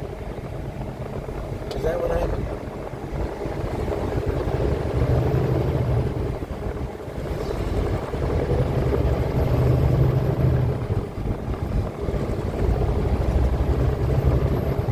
In half a mile, use the right 2 lanes to take a slight right to stay on I-24 West. Signs for I-65 North, Clarksville.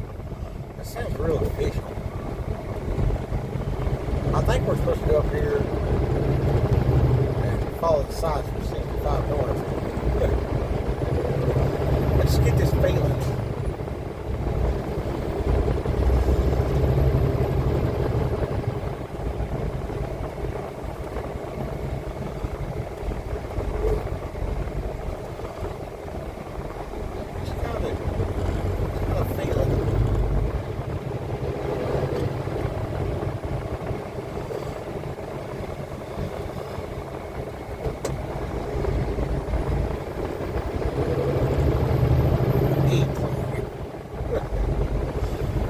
Yeah, I remember way back in the day, Nashville seemed like a big town. It don't seem very big at all these days.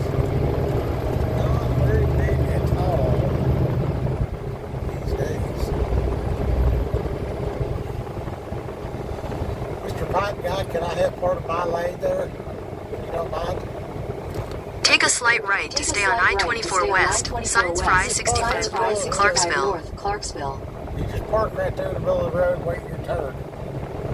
Get your lane. I'll drive out here and get out of everybody's way.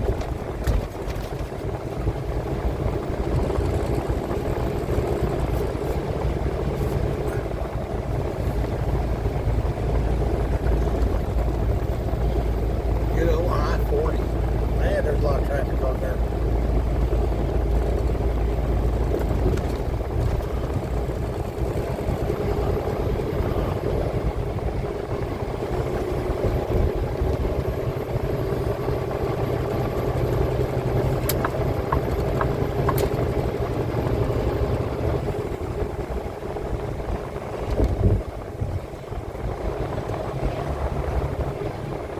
Oh, it turned off.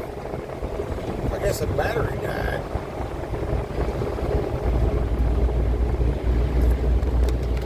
Is the battery dead? Is it still going? Yep. Oh, it's still going. Battery. Hey, battery died. Yeah, so that was me jumping around a little bit. I'm probably sideways now. Nothing good about it. Coming at you sideways in the middle of Crashville. The building over there. There's traffic. There's some trees. Somebody broke down. There's somebody wrecked. We grow hair. 615-305 something or another. Agility van lines right there. We finally made it past the box truck. Anyway, I think I stopped sweating about 20 minutes ago. Got the air conditioner on, 71 degrees. We're doing pretty good. Got some Gatorade, a little bit of coffee. Got my jug of Ozark water. pour it through the filter. Yeah, just, you know, why don't you stay in your lane there, bud? That would be nice. They always swerve out of the way after they've, obviously. In half a mile, keep right to stay on I-24 West. Follow signs for I-65 North, Clarksville.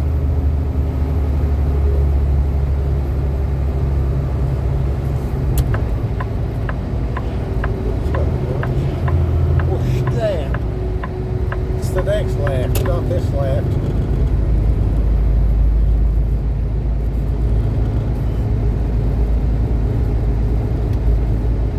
Keep right to stay on I-24 West. Oh yeah, that's a cut that goes back to 40. I know where I'm at. Yeah, that's 65 south. I gotta go north, and then I split off to the left. Continue on I-65 North for 2 miles. Yeah, yes, hey. 2 miles ahead, we'll turn to the left. Yeah. In 2 miles, use the left 2 lanes to take exit 88 for I-24 West toward Clarksville. They got a great big open to the public auction for cars over here. Right by exit 87, 431 and 65, Trinity Lane. If you're in the area, we're gonna go buy a car at the auction, get that dealer price. Roll the dice, get the dealer price. There we go, there's the Clarksville exit. Exit the Warrior, today's Tom Sawyer. Anyway, you know, just gotta jump around a little bit, you know, play your axe, you know. I got an axe to grind, what can I say? There's the Toyota GX. Oh, the Lexus. The Lexus GX. You too could have a turbo-powered shit box for $114,000.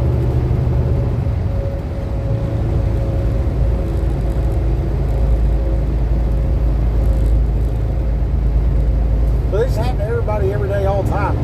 Your phones and stuff. These data centers, that's just, you know, back in the day when I was a kid, they're like, this is going on your permanent record. It's like, okay, what record do you speak of? Well, it turns out they were engineering this sucker. They already had one on this. But now it's just like, they know every little thing about you. Freaking telephone knows more about you than you do. In half a mile, use the left 2 lanes to take exit 88 for I-24 West toward Clarksville. Clark Kent.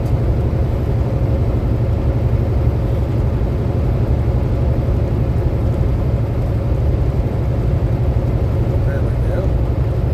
Yeah, because if you go straight, Use the left 2 lanes to take exit 88.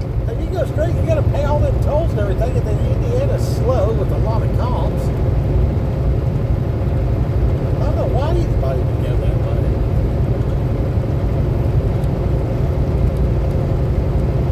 You got to have some relatives or something over there.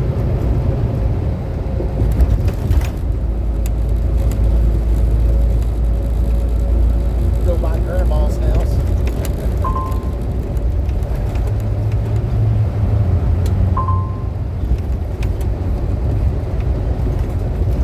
That's a trucker joke. When we're dodging the scales and we're on the back road, you'll be thinking, man, if I get pulled over, what am I going to say? Oh, at my grandma's house. I guess everybody that drives a truck has that thought when they're dodging the scale at one point or another. So, yeah.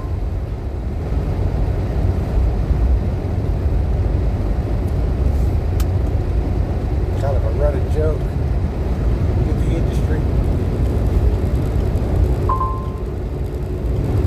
Yeah, with my grandma's house. Oh, man.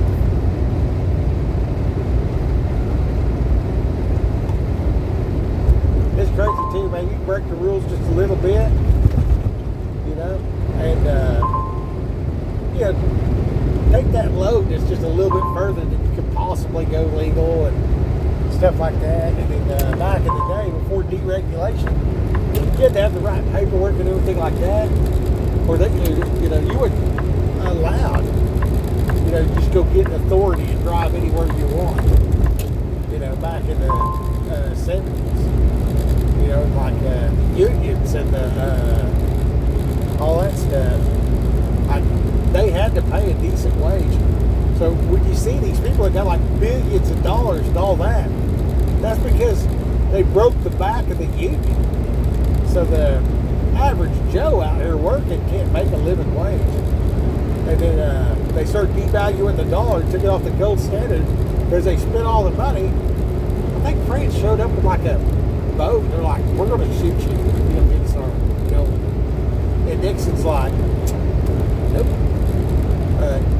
We're temporarily suspending giving y'all back your gold. They just tricked everybody. It lasted for like 50 years. So now we're seeing the death throes of the fiat. Everybody, played patty cake. We're still believing in it. I still believe in $1, or I wouldn't be out here working. I believe my boss gave me a raise, which apparently he did not. So, that's fine. And apparently they, going to just like not pay 200 miles. Okay, yeah, so, that's fine. We shall see shortly how that works out. But, we got the holiday coming up, thinking Memorial Day, something like that. Had a real good resurrection weekend. Got some things lined out. I still feel like I'm supposed to be driving here. None of that changed. So, maybe it'll probably work itself out perfectly. I just don't know the particulars yet. And if they just leave shit alone, I wouldn't have said nothing. I'd have just kept on keeping on. But these other people, they done tried to give me a job for 70 cents a mile right down the road. So, it is what it is. And there's another place, they were giving me $3,000 bonus. So, take a week off, get some things lined out at the house, go, jump on the other horse and take off. Might work, might not. The freight coming out of Mexico is all messed up right now. So, that could be hindering a lot of the situation. Price of fuel's way up. That's a hindrance. So, they're choking us down and starving us out, raising the price of everything. Try to get you where you can't pay your mortgage, lose your house type of deal. I looked into that rocket deal. They sent me a thing that said I got $222 of available cash.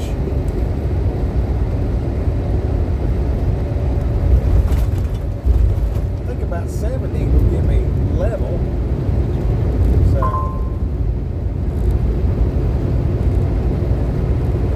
on that never ever plan where you always owe for your house. It's all gonna burn up anyway. It don't even matter. But if I can leverage it for an asset to get me home, it makes a lot of sense. Pull the money out, build the homestead, or pay off the farm. That's an option. That's actually what makes the most sense. Other than deal with the kinfolk, because they don't get along. It's like the best thing I can do is get everybody on the same property and let's all work together. The worst thing I can do is put everybody on the same property because they won't work together.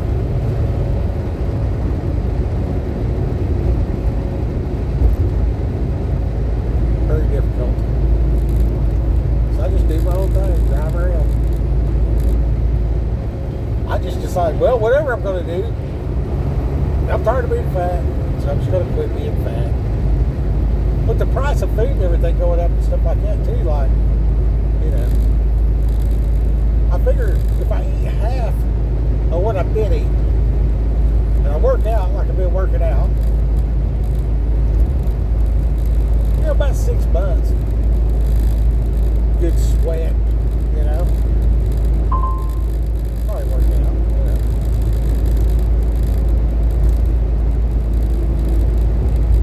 Burn that belly off.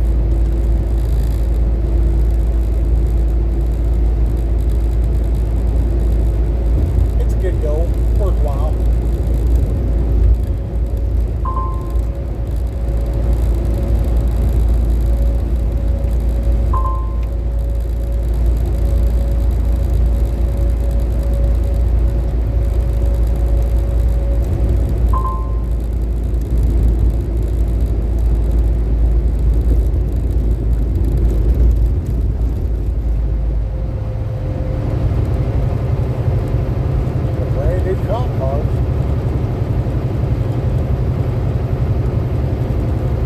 That's one industry that'll never slow down. Those stupid police. I'd get fired the first day. I'd either let somebody go and get fired, or I'd beat the shit out of somebody and get fired. I don't know which. I would not be a good call. I mean, I wouldn't last a day.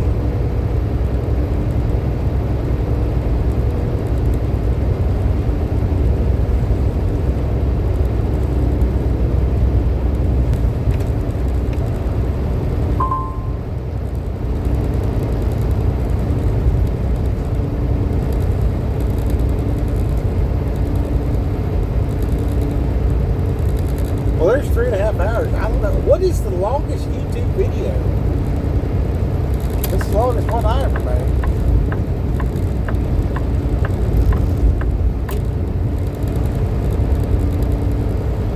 Well, I guess I'll get off here. Rock Hill, go get them.